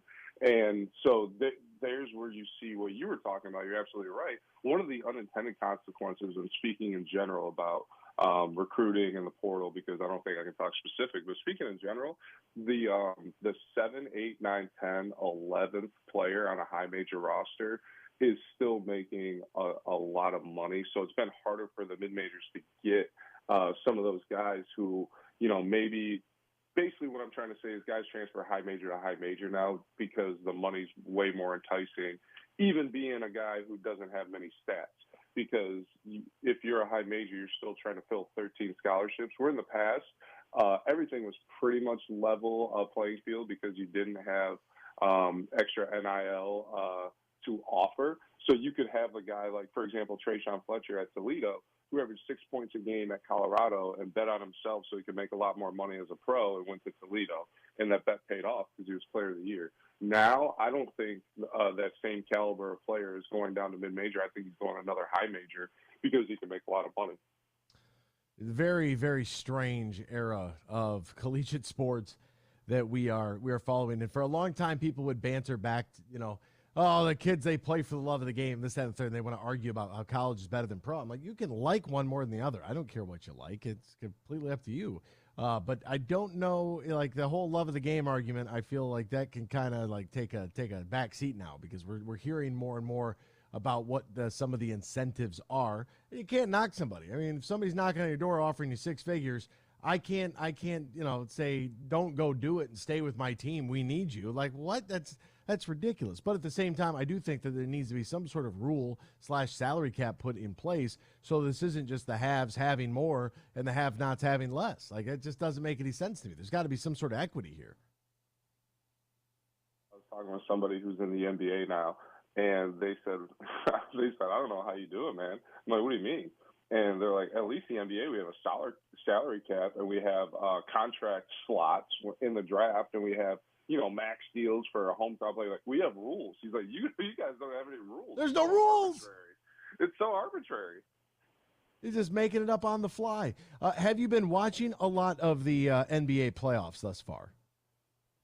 I saw last night that the Lakers and Golden State was the most watched semifinals in a long time. I don't know if it was in history, but it's been a long, long time.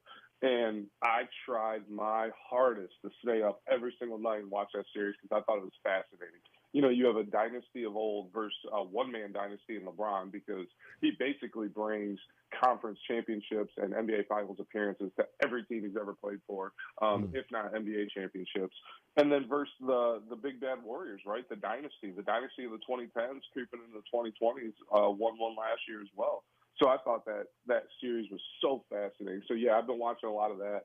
And then I watched Jokic just because of the pure mastery of the game. Those are the two biggest series I've been watching, man, and just the fascinating storylines with all. Now, when you see Golden State, I mean, they need a wing defender bad. They need the guy that Klay Thompson used to be. And we can't expect him to be what he was because, multiple back-to-back major surgeries and injuries. Like, we can't expect him to be, an all defensive team, sort of caliber kind of player. But they're going to have to change something. What, in your opinion, I don't think they can move off of Draymond Green. I don't think Draymond Green actually wants to leave. I know that people had Lakers rumors and everything else during the season. I don't think that they move off of Draymond. But they definitely need to do something. If you had Steph, Klay, Draymond, Wiggins, and Poole, but you could only keep 3, who would you keep? Draymond and Wiggins, or Steph, Klay, and Draymond. But I don't think Wiggins is going anywhere because he is that wing defender that you're talking about. But they've just been so elite in the past when they've had, a guy like him and Andre Iguodala and Klay Thompson as an elite defender. But, I would really look at the Kuminga pool because I think both of those guys would still have value when it comes to trades. I don't even know if Draymond has a ton of value when it comes to trades, only because he is an elite player in Golden State and how they want to do it. His IQ is off the chain, or through the roof. So I think you got to look at Kuminga and Poole and making some sort of package because I don't think that any rest of those guys are going to go anywhere. And if you're the GM, if you're the owner, are you the guy that's going to want to move off Steph Curry? Like, no, you're not doing that. Like, no, you're keeping him. Franchise. Yeah. So what really happened with the Warriors is fascinating because they did get injured for, 2 years where, Klay didn't play basically. Draymond, Steph had, everybody had these little injuries. And they ended up getting, the number 2 pick in the draft, and they ended up getting another lottery pick. And then I think they got one more lottery pick, maybe via trade in that time period. And it looks like they struck out on all 3 when it comes to Kuminga, Wiseman, and Moody. So it's like it's a very hard thing to do in the NBA, as Pistons fans know, to rebuild, right? Because you have to be really good. You have to hit. Look at the 76ers. Out of all their number 1 picks and top 3 picks they have, the only one worth a bleep is Joel Embiid.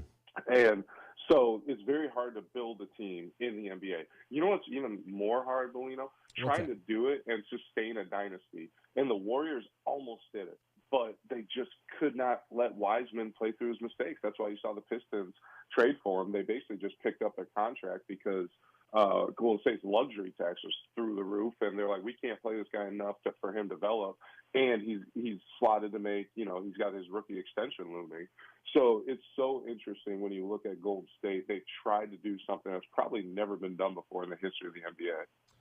Yeah, rebuilding on the fly while you're still a contender is something. They saw a wing defender, and on the grocery list, they got to get some sort of interior scoring at some point. Tomorrow night will be the tip-off of the Western Conference Finals, Game 1, Nuggets-Lakers. Gut feeling here. I mean, Anthony Davis, all the – pardon me? I thought tonight was tip-off. Oh, yeah, today's Tuesday. My fault. Did I say tomorrow night? No, it's tonight. Yeah. Tonight it tips off. My bad. 8:30 on ESPN. Anthony Davis, all eyes on the brow. Does he have an answer for Nikola Jokic? Can Denver get over the hump and get to the finals? Gut feeling. I do believe that the Lakers can match up because if there's anybody, it's the Brow who can do it. You saw what he did with Draymond running a similar offense with that 5-out type style. But even Draymond said on his podcast, I thought it was very. I thought he nailed it when he said, "When you play Denver, you're not trying to stop Jokic. You're trying to stop everybody else." And if you look, the Suns, what did my man have? He had 50 and 13 assists in a loss to the Suns. So it's like you got to stop everybody else, man. Like Jokic is going to be Jokic. At least you have the Br0's to defend him, and he's probably the best defender in his position in the NBA. So you're going to say, hey, you guys play one-on-one the entire game. What you can't have is the back cuts, the slips, Jokic throwing behind his head, between the legs, a little bounce pass. You can't have those. And since he's on the perimeter so much, now you worry about Anthony Davis not being around the rim to shot block, which has been one of his key things he's been doing in this playoffs. So now you need somebody like Vanderbilt to step up. Like I thought he took a step back the last series against Golden State, but you need someone like him to protect the rim like he's shown that he can while being a guard wing defender. Heat Celtics, who do you like in that series? I do like the Celtics. I think they're more talented. What a fascinating series because the Heat have been less talented. And Wrigley even, my dog Wrigley, he even agrees with me. The Heat have been the less talented team throughout every series that they've played so far, right? I mean, they were, one game of not making the playoffs? So I like the Celtics. Props to Joe Mazzulla. I think he was taking a lot of heat in the pun intended in the last series after being down 3-2 because being a rookie coach and everybody's saying he wasn't making adjustments, but when you have a guy when your best player go for 50 and just start making shots, that's all the adjustments you need, right? That's the adjustment. Now you write that down at halftime. Here's the deal, Jason, go crazy, and then we'll all just kind of hang out and try to defend a little bit. Last one here for you. What kind of epic failure was that from Joel Embiid and James Harden? The process is officially a failure. Stan Van Gundy went on the radio when he was the GM and head coach of the Pistons, and it was against he was talking with Mike Valenti, and I remember I loved it because I thought Stan Van owned Valenti in that segment, and it was great to see because everybody thinks that Valenti is has some voice of God within this radio community, but Stan Van Gundy said because Valenti's like you guys are making trades, they're tanking, they're getting high-end talent, and that's a more sustainable model. And Stan Van Gundy's like, that may be so. They're getting more talent, but at some point, that talent has to turn into winning. And he's like, we haven't seen it win yet. And they can stack. Like, think about some of those draft picks, Bellino. You had Nerlens Noel in there. You had the kid from Washington with a shoulder who nobody even heard of. Markelle Fultz. You had Jahlil Okafor. You know who was picked before Jalen Tatum in that draft? Markelle Fultz. Mm-hmm. Like, think about that. Think about that process. And then they finally hit on 1 out of 5. I mean, Ben Simmons was a consensus number 1 pick, but the dude don't even want to shoot layups anymore. He don't even want to play the game anymore. No, he just wants to hang out and be petty on Instagram. The process, and I think that's a fair grade. You know what? I give it a D- because at least they've made one conference finals and they've advanced in playoff series a couple times. So I'll give it a D-. I give it an F-, because the basketball gods do not approve of tanking, my friend. He is the coach, Kyle Barlow. Find him on Twitter at Kyle Barlow4. Send your kids' recruiting tapes there. Coach Barlow, as always, my friend, thanks so much for the time this morning. Have a great day. He just hung up. What's up with all my... I don't know if he hung up. It's just not... I don't know. All my people just want to hang up. He's still there. Hang on. They don't even say bye anymore. They just hang up. Hour number 3 is next. X's and Bros, Michigan Sports Network. In the den. Hey, sports fans, here's a hanging curveball that you can knock out of the ballpark. This is Matt Shepard, the voice of Detroit baseball, inviting you to step up to the plate at Eagle Casino and Sports, the mobile sports book where you can bet on all your favorites all year round, including, of course, our national pastime. So download the app and start winning today. Eagle Casino and Sports, made in Michigan, made for Michigan. Must be 21 years or older and in Michigan to play. The Tigers begin a short 2-game series against the visiting Pirates at Comerica Park tonight. Detroit is coming off a comeback win over Seattle, and despite losing the series to the Mariners, put some solid at-bats together. They just missed some chances while the learning curve continues. Pittsburgh was the surprise of baseball for a while and leads Major League Baseball in quality starts with 21. But after sitting in first place in the NL Central for more than a week, they've dropped 11 of their last 13 to come back down to earth. The Tigers will turn to Michael Lorenzen tonight. He's been rock solid in his last couple of starts. The Tigers are hoping the trend of Pittsburgh losing continues and the trend of Lorenzen's solid starts does as well.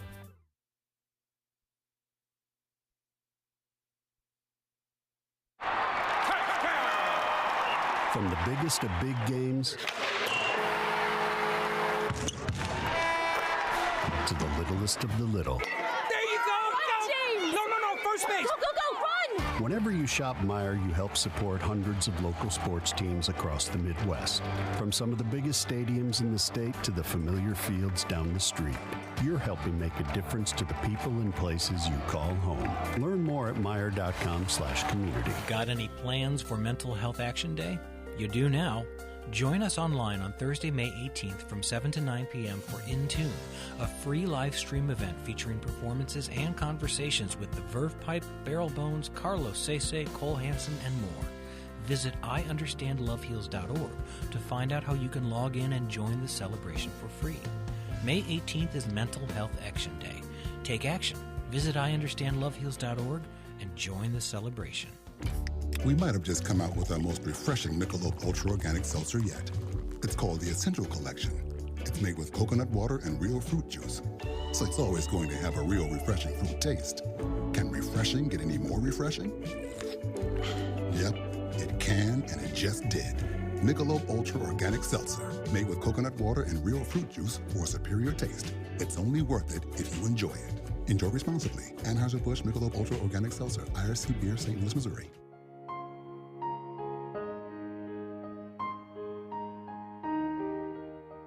If you or your family is touched by autism, learn more about Freddy's Foundation at #PopTheTab at FreddyThePizzaman.com. That's FREDI, thepizzaman.com, or email FreddyThePizzaman@gmail.com.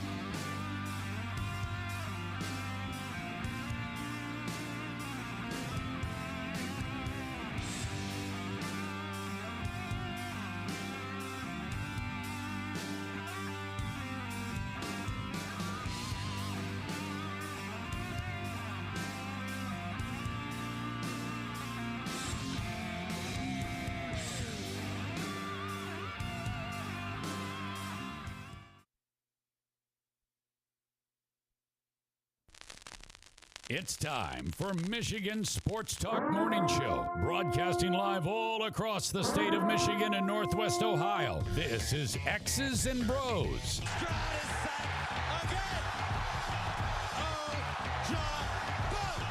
Swings it out to Sadiq Bey. Gets Benny in the corner. To Abdul-Rahman at midcourt. Extra pass. And it goes for the win. The three-pointer by Jordan Poole. Here's the give. Walker. Kenneth Walker. Touchdown. Smarty. Goff's got it. Back. Looks. Throws. Ends up. Yes. Caught. Touchdown to Detroit Lions. They did it. Br0's St. Brown in the receiving end. Sends one to deep left center field. Back it goes, and that ball's out of here. A grand slam from Br0's. He's got 2 goals. Larkin in on goal. Scores! His first career hat trick in his 7th season for Dylan Larkin. Here's your host, Anthony Bellino. Rise and shine, folks. Welcome back here. Hour number 3 of X's and Bros, broadcasting live all across the great state of Michigan and in Northwest Ohio and worldwide on the iHeartRadio app. So good to be with you here on this Tuesday morning. It's NBA Draft Lottery Day, plus the start of the conference finals, at least on the western side of things, right after the lottery tonight. You'll get Game 1, Lakers-Nuggets. That's exciting. Tigers back in action. Why does every day off for the Tigers feel like it takes 3 years? Why is that? Does it feel that way for you guys? Oh, yeah. Yeah, and they have – I talked about it a couple weeks ago. Schedule the games. Because some of them are going to get canceled. Why are they playing a 2-game series with a Monday and a Thursday off this week? That's dumb. Especially when – they're home, and the weather is good in Michigan in May. They should be playing. Yeah, that we can't necessarily account for. Like, we can't foresee that. But, yeah, I mean, Pittsburgh coming here, like, it's not that far. They should absolutely have been if they're going to play a 2-game series, it should have been Monday, Tuesday. Right? And then maybe work your off day in on Wednesday and then have a Thursday, Friday, Saturday, Sunday 4-game series. I don't know what they're doing. I can't figure it out. I know this. Ryan made a comment early on about the AL East, right? And the Tigers against the AL East. Did you know that the way that the schedule is set up, the AL East, because of who they're playing right now outside of their own division, they're all on pace for like 100-plus wins? Did you know that? Yeah, they're all like the Yankees are in last place and like 3 games above 500 or something. It's insane. But they haven't had to really necessarily play each other yet. And so that's we'll start to see a little bit. But, yeah, I mean, the way the schedule worked out, I mean, they're just out there beating up on all of us. Go beat up on yourselves. Figure it out. Join the program at any time. You can text the keyword sports radio. Send that to 21,000 sports radio to 21000. Our Myers Supercenter guest line 248-951-2176, 248-951-2176. We're on Twitter at XB Mornings, Facebook, X's and Bros, and, of course, good morning to our television audience as well on BCSN and streaming live on our YouTube page at Michigan Sports Network at .com to that. To be able to find our website, xbmornings@gmail.com is our fan feedback email inbox. If you want to send us a little snail mail, email it there. Danny Cahalan is at Dan in the studio. Ryan Elke is at RyanL_Key. And I'm Anthony Bellino at AC Bellino. What's going on in the sports world? We'll try to get you all caught up with all the happenings. We'll do so right now in the headlines. Big news. I have a little news flash. Let's check the headlines. Nah, it's real news for once. The biggest stories of the local, regional, and national news.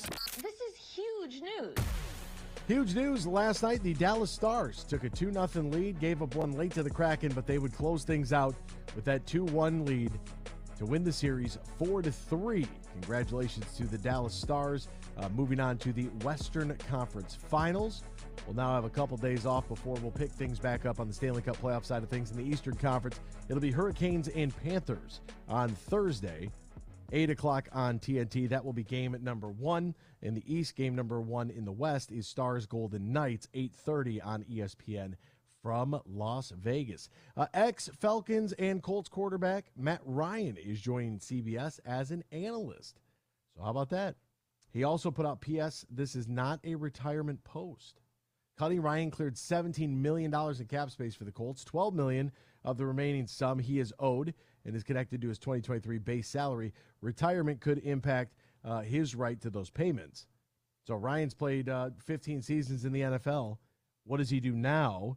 Kind of interesting. But regardless, he's going to join them. Don't know when he is going to join them. Kind of like a Tom Brady-esque, like, hey, I'm signing a deal with CBS. I'll let you know when it happens, because if you're sitting around waiting for $12 million, I think you kind of got to wait that out and not retire officially. And I don't know. Can you go work for CBS? Why? Dude, you've made your money, Matt. You've been, 13 years? Just call 15. it 15. Just. But if you could, as long as you don't officially retire, he might still be able to collect that $12 million. So just don't retire officially until you collected your money, and then sign the paperwork, and you still work for CBS and you get the paycheck. It's a double whammy. It's a win-win. Why wouldn't you? Yeah, if you got $12 million, obviously stick around. But if you have to take one more hit for that $12 million, I don't know. Well, I'd go out there for one more hit, but I don't think he necessarily has to play or be on a team. I just think he doesn't have to officially retire. I think it's just like a clerical thing within the contract. So as long as you don't retire, and that's why I said, P.S., this is not a retirement post, like, all right, stay on the payroll. Why wouldn't you? Peacock will exclusively carry an NFL playoff game. The NFL taking another step into the world of streaming, and they are going to put, according to the news yesterday, they are going to put an exclusive game January 13th that could start at either 8:15 or 8:30. How long until they're they go the WWE way, and they call it a premium live event? A pay-per-view? Well, WWE is smart, and they made their pay-per-views a subscription, so it's $10 a month for the whole year instead of $60 a pop every time you want to buy one. So I'm saying it's a premium live event. That's what their pay-per-views are called now, because you don't have to pay per view. They're just so you pay for the playoffs, $50, you get to watch all the playoff games. Something like that is going to happen in the future. How about just keep it on television, Dan? Don't give any of these wackos any ideas. You think that's not in the works? I don't want to pay extra for the playoffs. Quit trying to squeeze the consumer. If you're going to make us pay for the playoffs, we better be uninterrupted, no commercials. None. If we got to pay for this, then I want live, uncensored audio, and I want no commercials. Hey, I've been saying for years, if they just could put Mickey and Ozzy on HBO, we'd have the most entertaining broadcast in sports. I love that, and I like the fact that that's how they're good around their coworkers like that. They can be themselves. That's a positive. A true honor.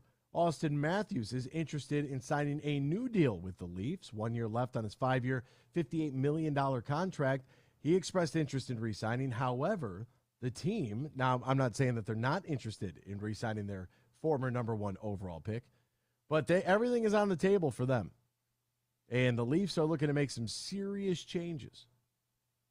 So we'll see if we have some sweeping changes north of the border there. Number 1 prospect Dylan Raiola has committed again. This time he's committed to Georgia, committed to them over USC and Nebraska. There's a culture and a standard that I was attracted to.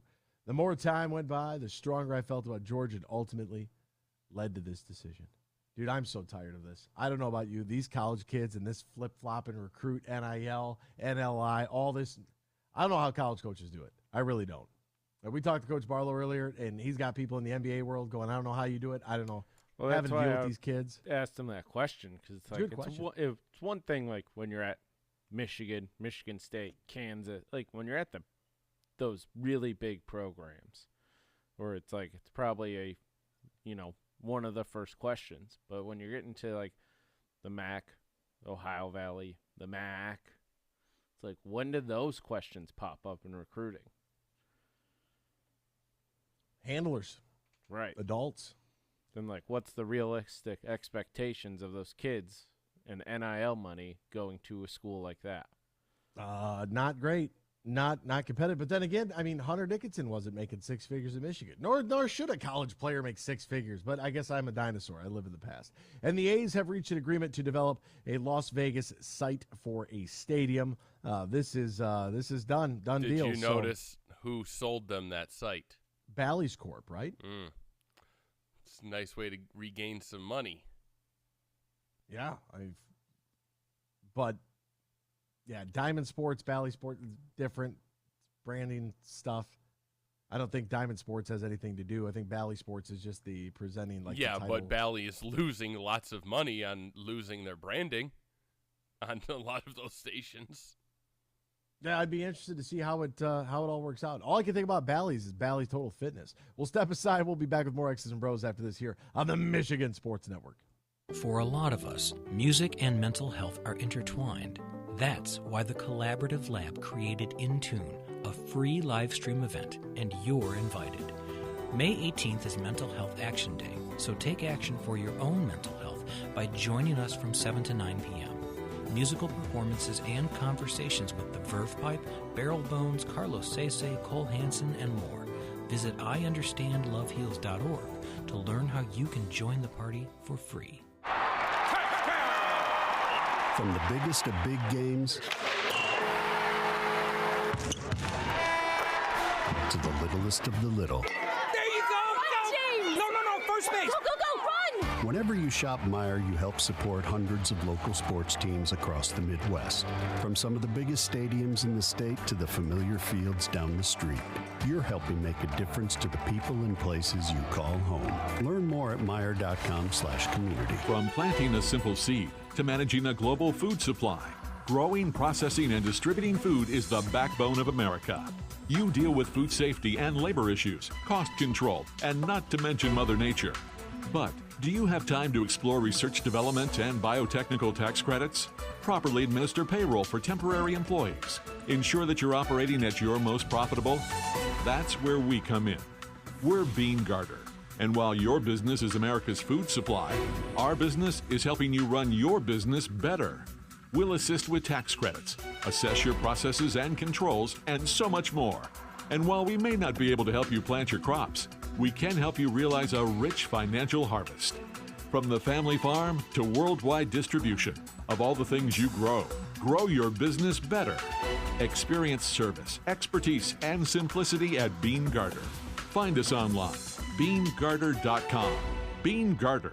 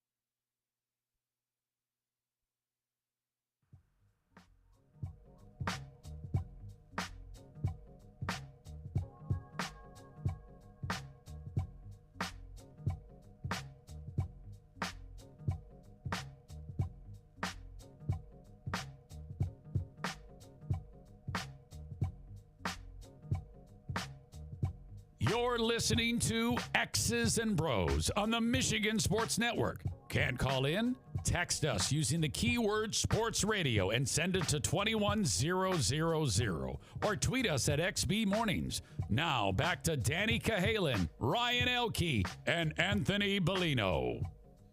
NBA playoffs, conference finals are here. Big hoops action with the DraftKings Sportsbook, an official sports betting partner of the association. Get in on the excitement of the conference finals with the touch of a button.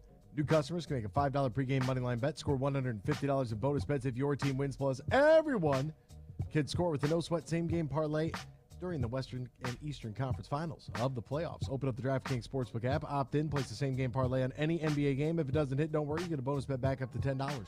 New customers, download the DraftKings Sportsbook app right now. Use the promo code HUGE, promo code HUGE only at DraftKings. Now, if you or somebody who has a gambling problem, wants help, needs help, call the Michigan Department of Health and Human Services Gambling Disorder Helpline at 800-270-7117. 21 plus, Michigan only. Bonus bets expire 7 days after issuance. Opt-in is required. One bonus bet issued based on the amount of the initial losing NBA bet. Eligibility, wagering, and deposit restrictions to apply. See terms at sportsbook.draftkings.com/basketball terms. Welcome back here to X's and Bros, Michigan Sports Network. Exciting times in Allen Park. You know, you had the rookie portion of the minicamp coming to a close on Sunday. Yesterday was the first time that the veterans, with their voluntary, phase 2 of the offseason, phase 3, which is organized team activities, are still a week away. So teams can currently do on-field workouts for individual and team drills. No contact, no tackling. And then OTAs next week, they get some 7-on-7, some 11-on-11s. No live contact or tackling in that either. But for the first time, the rookies were able to step on the field with some of the veterans. And it's off season. I get it. It's early. I understand that too. One of the things that I think was really kind of fascinating, if you will, is that the Bengals actually had eyes on Sam Laporta, who, according to early reports, looked like the best player on the field, according to the rookie minicamp observations. You can read more about this from our buddy Eric Schlitt over at Pride of Detroit. But apparently, Sam Laporta looked like that guy. And you had Jahmyr Gibbs, had a little bit of an ankle injury. Hendon Hooker was out, obviously recovering from the ACL, so he's not participating. I just want to know, yeah. I mean, I get it. But this is just the rookies, right? So it's just the rookies he's up the best, until he's the up best. until yesterday. Oh, okay. Yeah, I know, but they were talking about him last week, were they not? Mm-hmm. Yep. I'm just saying, he's the best amongst the rookies. Oh, well, I mean, there's only 20 of them, and 13 were undrafted free agents. So, I mean, somebody's got to be the best, and the number one pick wasn't playing, was practicing. True. Their number one pick. Ankle injury with Jahmyr Gibbs has sidelined him. It's nothing serious. No long-term concerns there. I'm not worried about that at all. But I think it's a little bit refreshing to see that a guy that a lot of people were kind of scratching their head a little bit about, and it's like, hey, yeah, this guy came out here and he was the guy. Put on a show. Did you see? Speaking of tight ends, we've drafted. Eric Ebron trying to admit maybe it was his fault, the things that went down here. He said, I was extremely immature and was not prepared to be a top 10 pick. If I could do it all over again, I would go back to Detroit. Something like that. Wow. Yeah. And look, tight ends can have success in Ben Johnson's offense. I mean, we've seen that with some different guys. If Sam Laporta turns out to be our version of George Kittle, then that's pretty, you're going to look back at the draft and go, holy mackerel, what a steal. Right? Because it's a position that obviously they wanted to address. It is a position that the tight ends had success, but you could have improved. I wouldn't necessarily, was it a dying need on the team? Maybe. maybe, but even saying maybe, like I don't know, they did pretty well last year with what they had, and I thought that it was interesting that Zach Taylor said there are certainly some tight ends that we had some high regard for. They got picked off pretty quickly. Those first two we really liked, and then they went with the 26th pick probably and 35th pick, I think, to Detroit. Those were two really good players that I think would have really helped us. But again, we're happy to not reach because we felt good about the group that we had. I think that's pretty, it's good. It's good that, some other guys have, obviously Laporta was on the board and people were interested in him. And then for him to come out and, showcase his talent, I think it's a good sign. I think that a lot of this is, you're covering a team that has some very high expectations, and it's, rookie minicamp. So it's only a couple of days. It's a weekend. They finally get on the field with veterans this week. They'll have OTAs next week. And so you're just, it's already May. Your off-season program is kind of ramping up here. And before you know it, training camp's going to start, and then it's going to be, all hands on deck for the preseason. I also think that it's very interesting that the Lions have decided to pair up with the Jacksonville Jaguars for some joint practices. I think that's great. I'm a big fan of the joint practice. I think that it, and this year it's going to be 2 weeks, if I'm not mistaken. So that is a lot of time to be seeing another team. And good for them. Good for them. They went on the road last year to take on the Colts. This year, you ramp it up. I think that there's a, they're going to have the Jacksonville Jaguars at home, so it works out well for Jacksonville. But I like it. I like it a lot. There's some similarities and some parallels here to where, the Jacksonville organization and the Detroit organization are two that, you're in a different conference, so no big deal there. But I think they're both trending on a similar path here. And I think that will be a really good matchup to learn a little bit about, what this team could potentially be. You just hope that, obviously, and I'm trying to talk to guys that I do fantasy football with, I'm trying to talk them out of our draft until after the preseason. Like, let's make it through training camp. Let's make it through preseason. Let's see who's still standing at the end of this thing, because injuries happen. And we were relatively healthy last year, right? And you just can't bank on that. Now we've already, hit some stumbling blocks here with the JMO suspension. We've, Jahmyr Gibbs' ankle, I'm not necessarily overly concerned about it. They said it's just precautionary. It's not anything long-term, or, could have just rolled his ankle doing a drill and then said, you know what, nope, that you're done. We know what it is.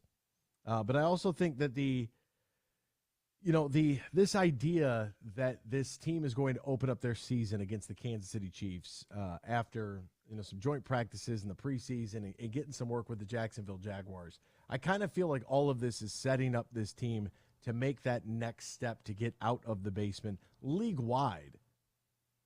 Really, I do. Like, league-wide. Like, you're going to be doing a joint practice with the team that has I wouldn't say a similar expectation, but the Jaguars were in the playoffs last year. Like, they know what's at stake for them right now. Like, their window is officially open.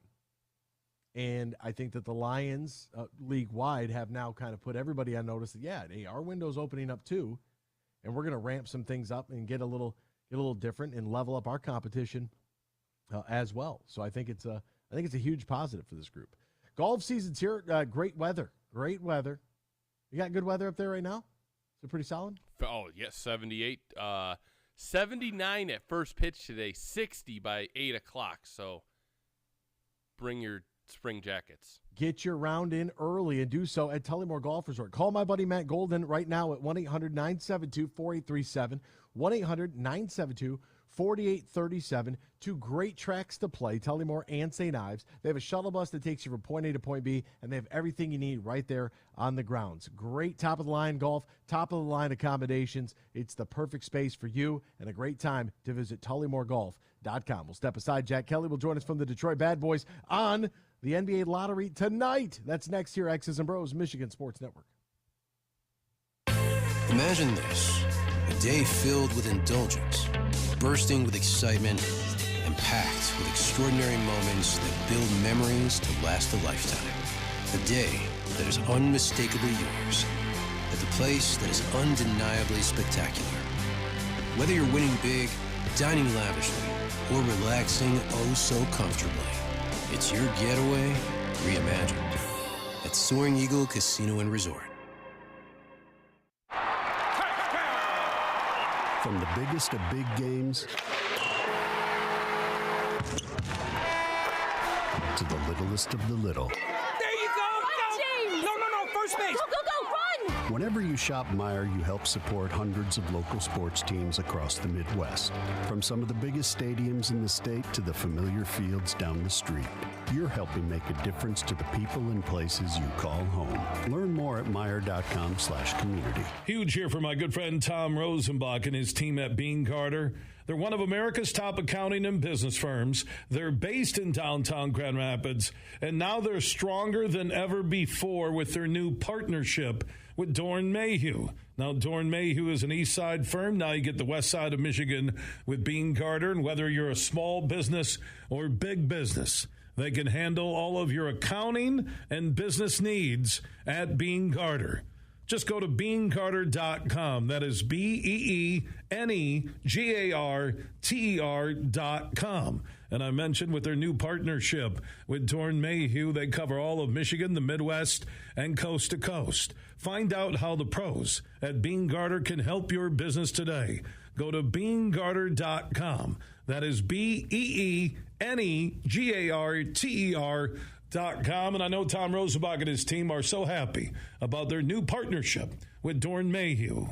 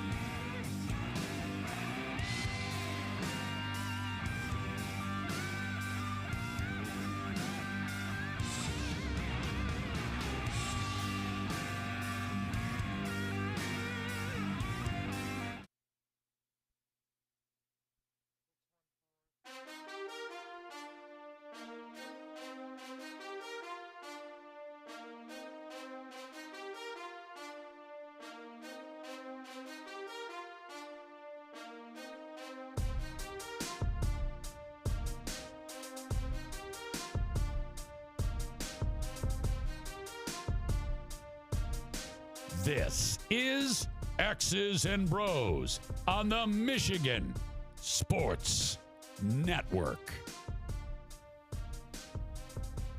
NBA playoff action tonight. Cannot wait. Oh, my goodness.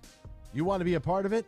There's nothing better than the DraftKings Sportsbook, an official sports betting partner of the association. We're going to talk to Jack Kelly, count up Detroit Bad Boys, and we're getting ready for the conference finals. It's going to start tonight on the western side, Lakers and Nuggets after the NBA Draft Lottery, and you can get in the excitement of the conference finals with the touch of a button. New customers can make a $5 pregame money line bet, score $150 in bonus bets if your team wins, plus everyone can get in on the no-sweat same-game parlay during the conference finals. Open up the DraftKings Sportsbook app, opt in, place a same-game parlay on any NBA game. If it doesn't hit, you'll get a bonus bet back up to $10. New customers, download the DraftKings Sportsbook app right now. Sign up using the promo code HUGE, promo code HUGE only at DraftKings. Now, if you or somebody knows has a gambling problem, wants help, needs help, call the Michigan Department of Health and Human Services Gambling Disorder Helpline, 800-270-7117. Those are the digits. You hear me say it.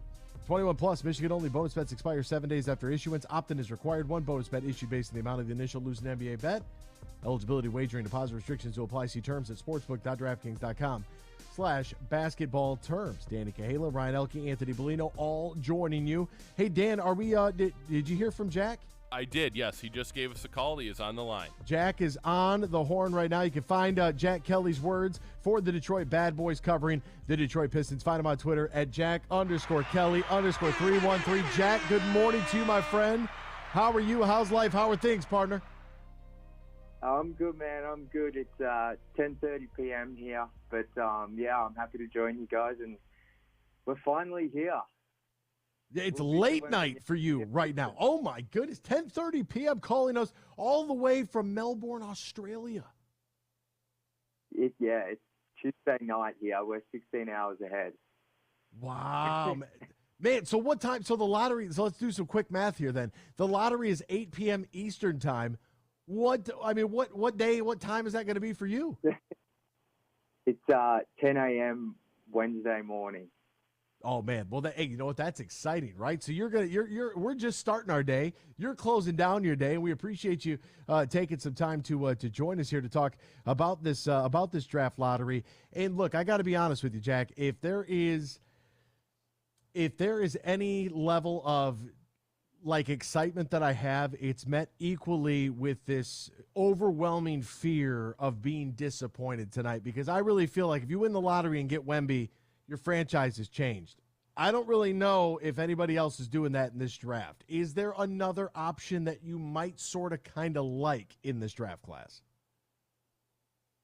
There's plenty of guys I like in I think for me, the top four of obviously Victor Wembanyama, but then the tier below, Scoot Henderson, a guard from the G League who's been compared to Derrick Rose. Then there's Brandon Miller, who's sort of the small forward, shooting small forward the Pistons have been looking for. And then the fourth guy who I'm really high on is Amen Thompson out of the Overtime Elite.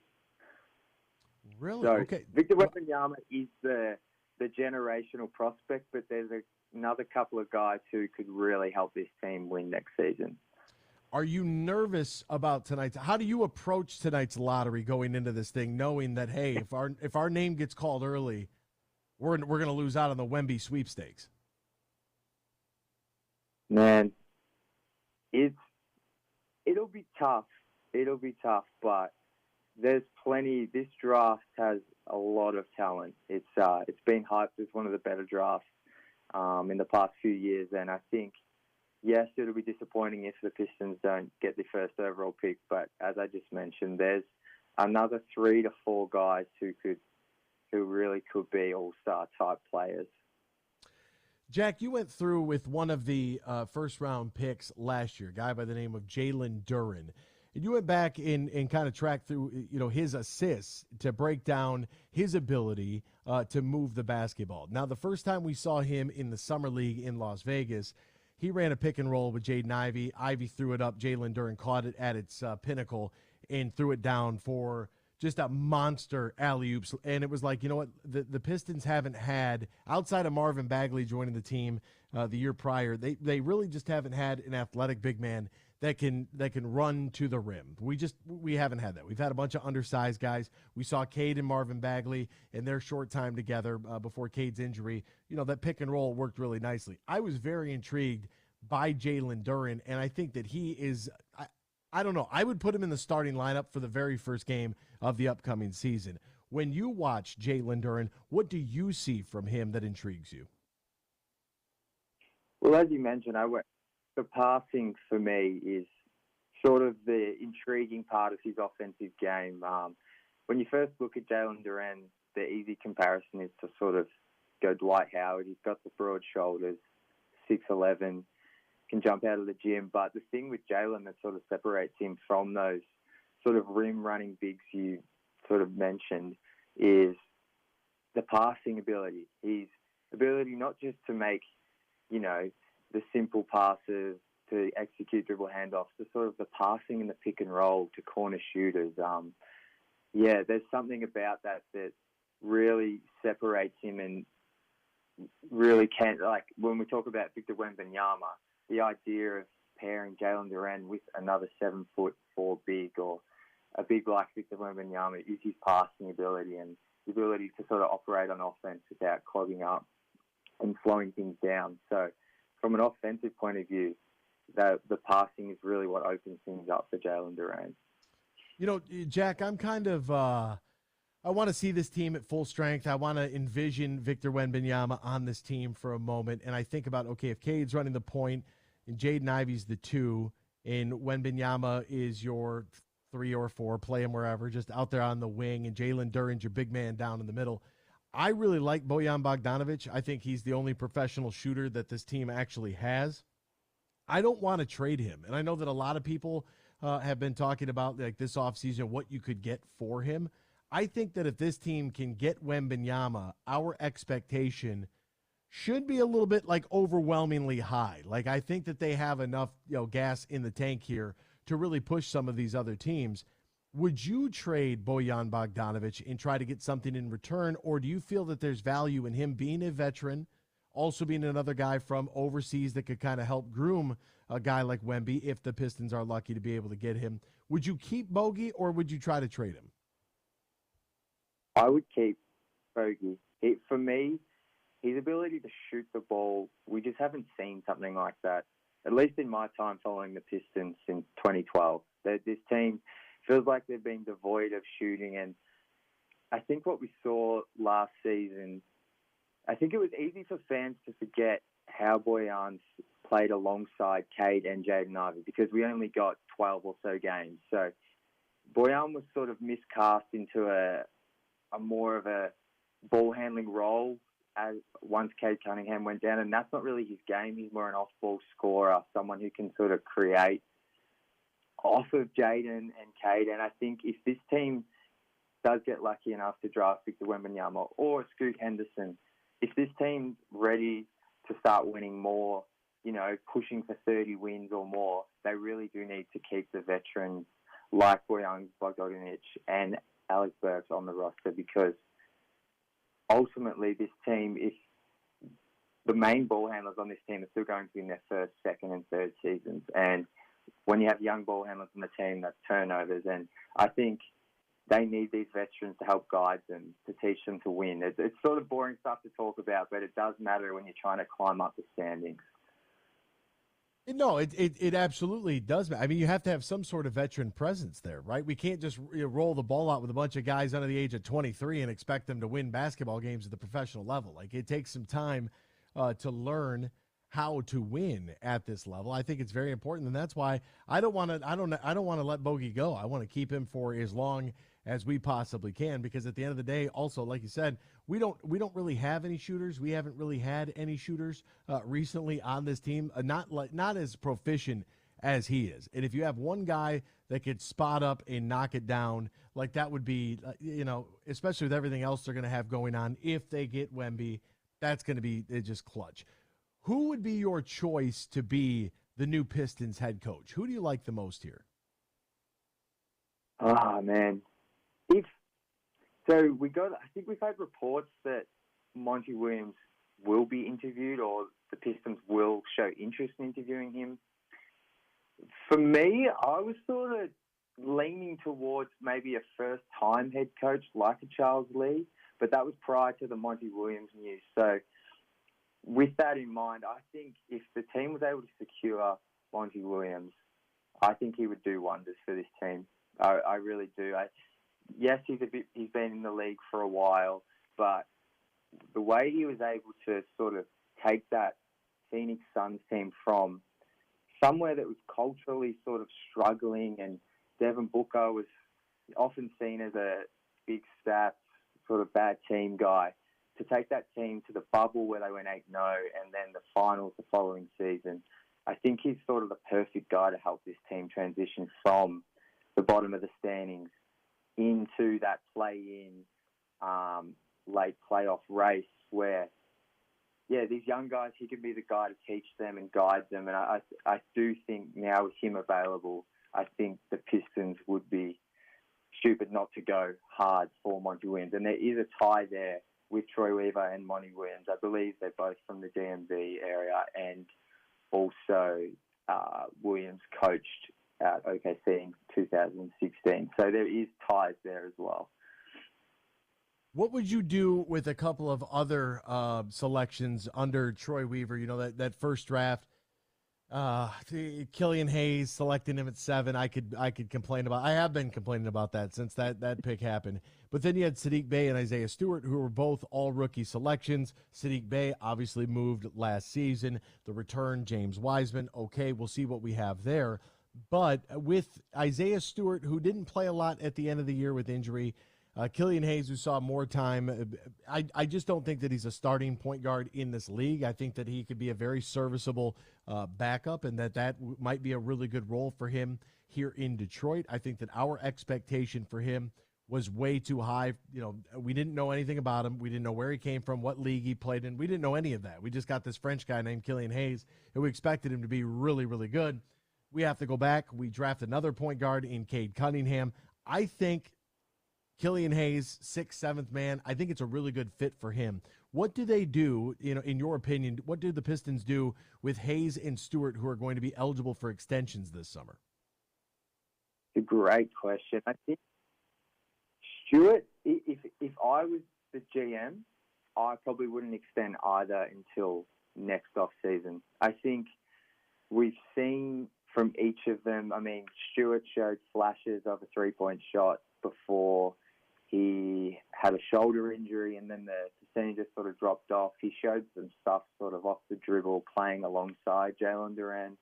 But I still think a lot of Stewart's, I guess, next contract value is going to come from what can he consistently do on the offensive end. I think defensively we know what we have, or Detroit know what they have.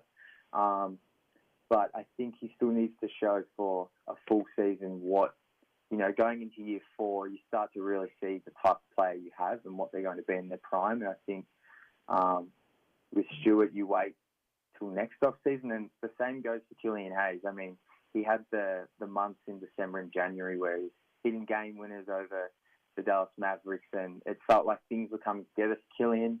Toward the end of the season, the shooting fell off, and it sort of we're left in that area of where, like, what is Killian Hayes? I agree with you. I think ultimately he's a backup point guard, but I still think you wait until the following summer to consider extending these guys.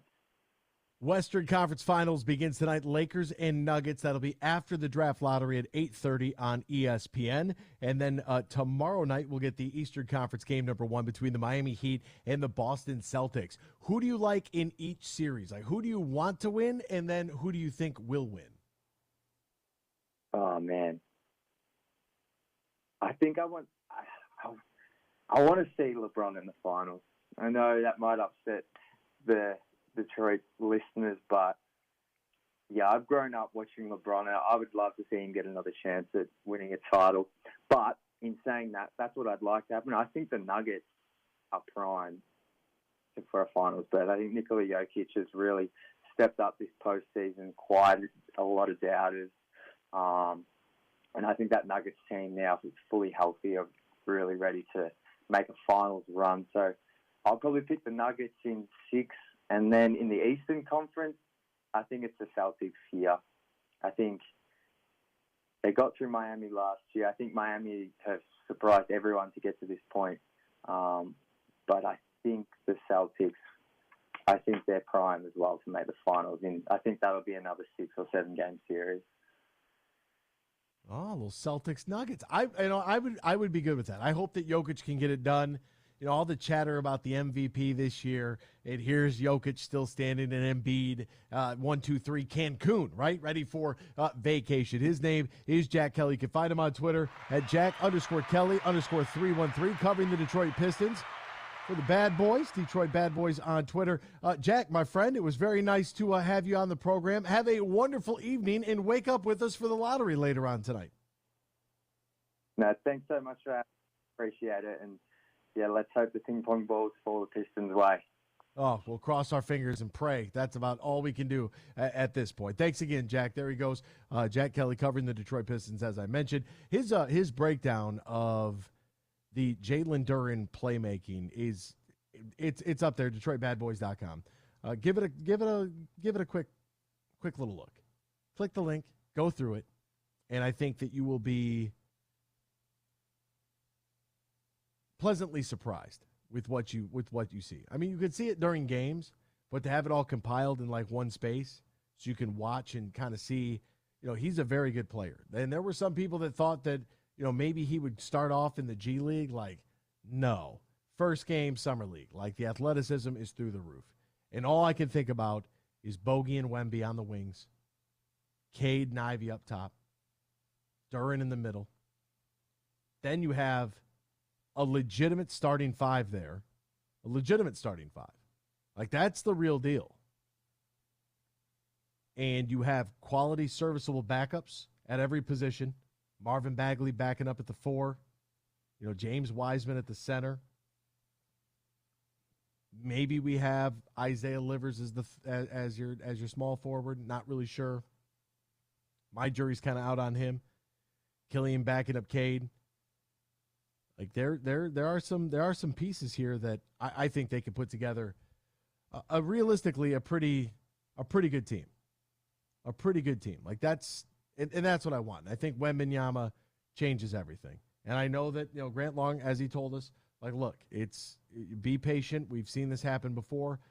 I know we've seen it flame out before, but I got to see it. And I would love to see Hammy. You know where I stand on Hamidou Diallo. Like, he doesn't have to play 40 minutes a night, but if he can come in and spark you for 15 and 20 with Cade, I think there could be a good place for a player with his athleticism there. So we'll see how it all happens tonight. If you light prayer candles, whatever you do for good luck, make sure you do that for the Detroit Pistons and the NBA Draft Lottery tonight, 8 o'clock on ESPN, followed up by Western Conference Finals game number 1. For Dana, Ryan, and Anthony, so long. We'll see you tomorrow, same time, same place, right here on the Michigan Sports Network. At Mercantile Bank, we believe supporting the communities we serve is a vital part of who we are. Our team is here to make a positive impact, a real difference, and we're always looking for leaders to join our team because we're not just a bank, we're a partner, here to support what matters most. Come grow with us. Visit mercbank.com to learn more, and let's support our community together. Mercantile Bank. Member FDIC, Equal Opportunity Employer. From the biggest of big games to the littlest of the little. There you go! Go! No, first base! Go, run! Whenever you shop Meijer, you help support hundreds of local sports teams across the Midwest. From some of the biggest stadiums in the state to the familiar fields down the street. You're helping make a difference to the people and places you call home. Learn more at Meijer.com/community. From planting a simple seed to managing a global food supply, growing, processing, and distributing food is the backbone of America. You deal with food safety and labor issues, cost control, and not to mention Mother Nature. But do you have time to explore research development and biotechnical tax credits? Properly administer payroll for temporary employees. Ensure that you're operating at your most profitable? That's where we come in. We're Bean Garter. And while your business is America's food supply, our business is helping you run your business better. We'll assist with tax credits, assess your processes and controls, and so much more. And while we may not be able to help you plant your crops, we can help you realize a rich financial harvest. From the family farm to worldwide distribution of all the things you grow, grow your business better. Experience service, expertise, and simplicity at Bean Garter. Find us online, Bean Garter.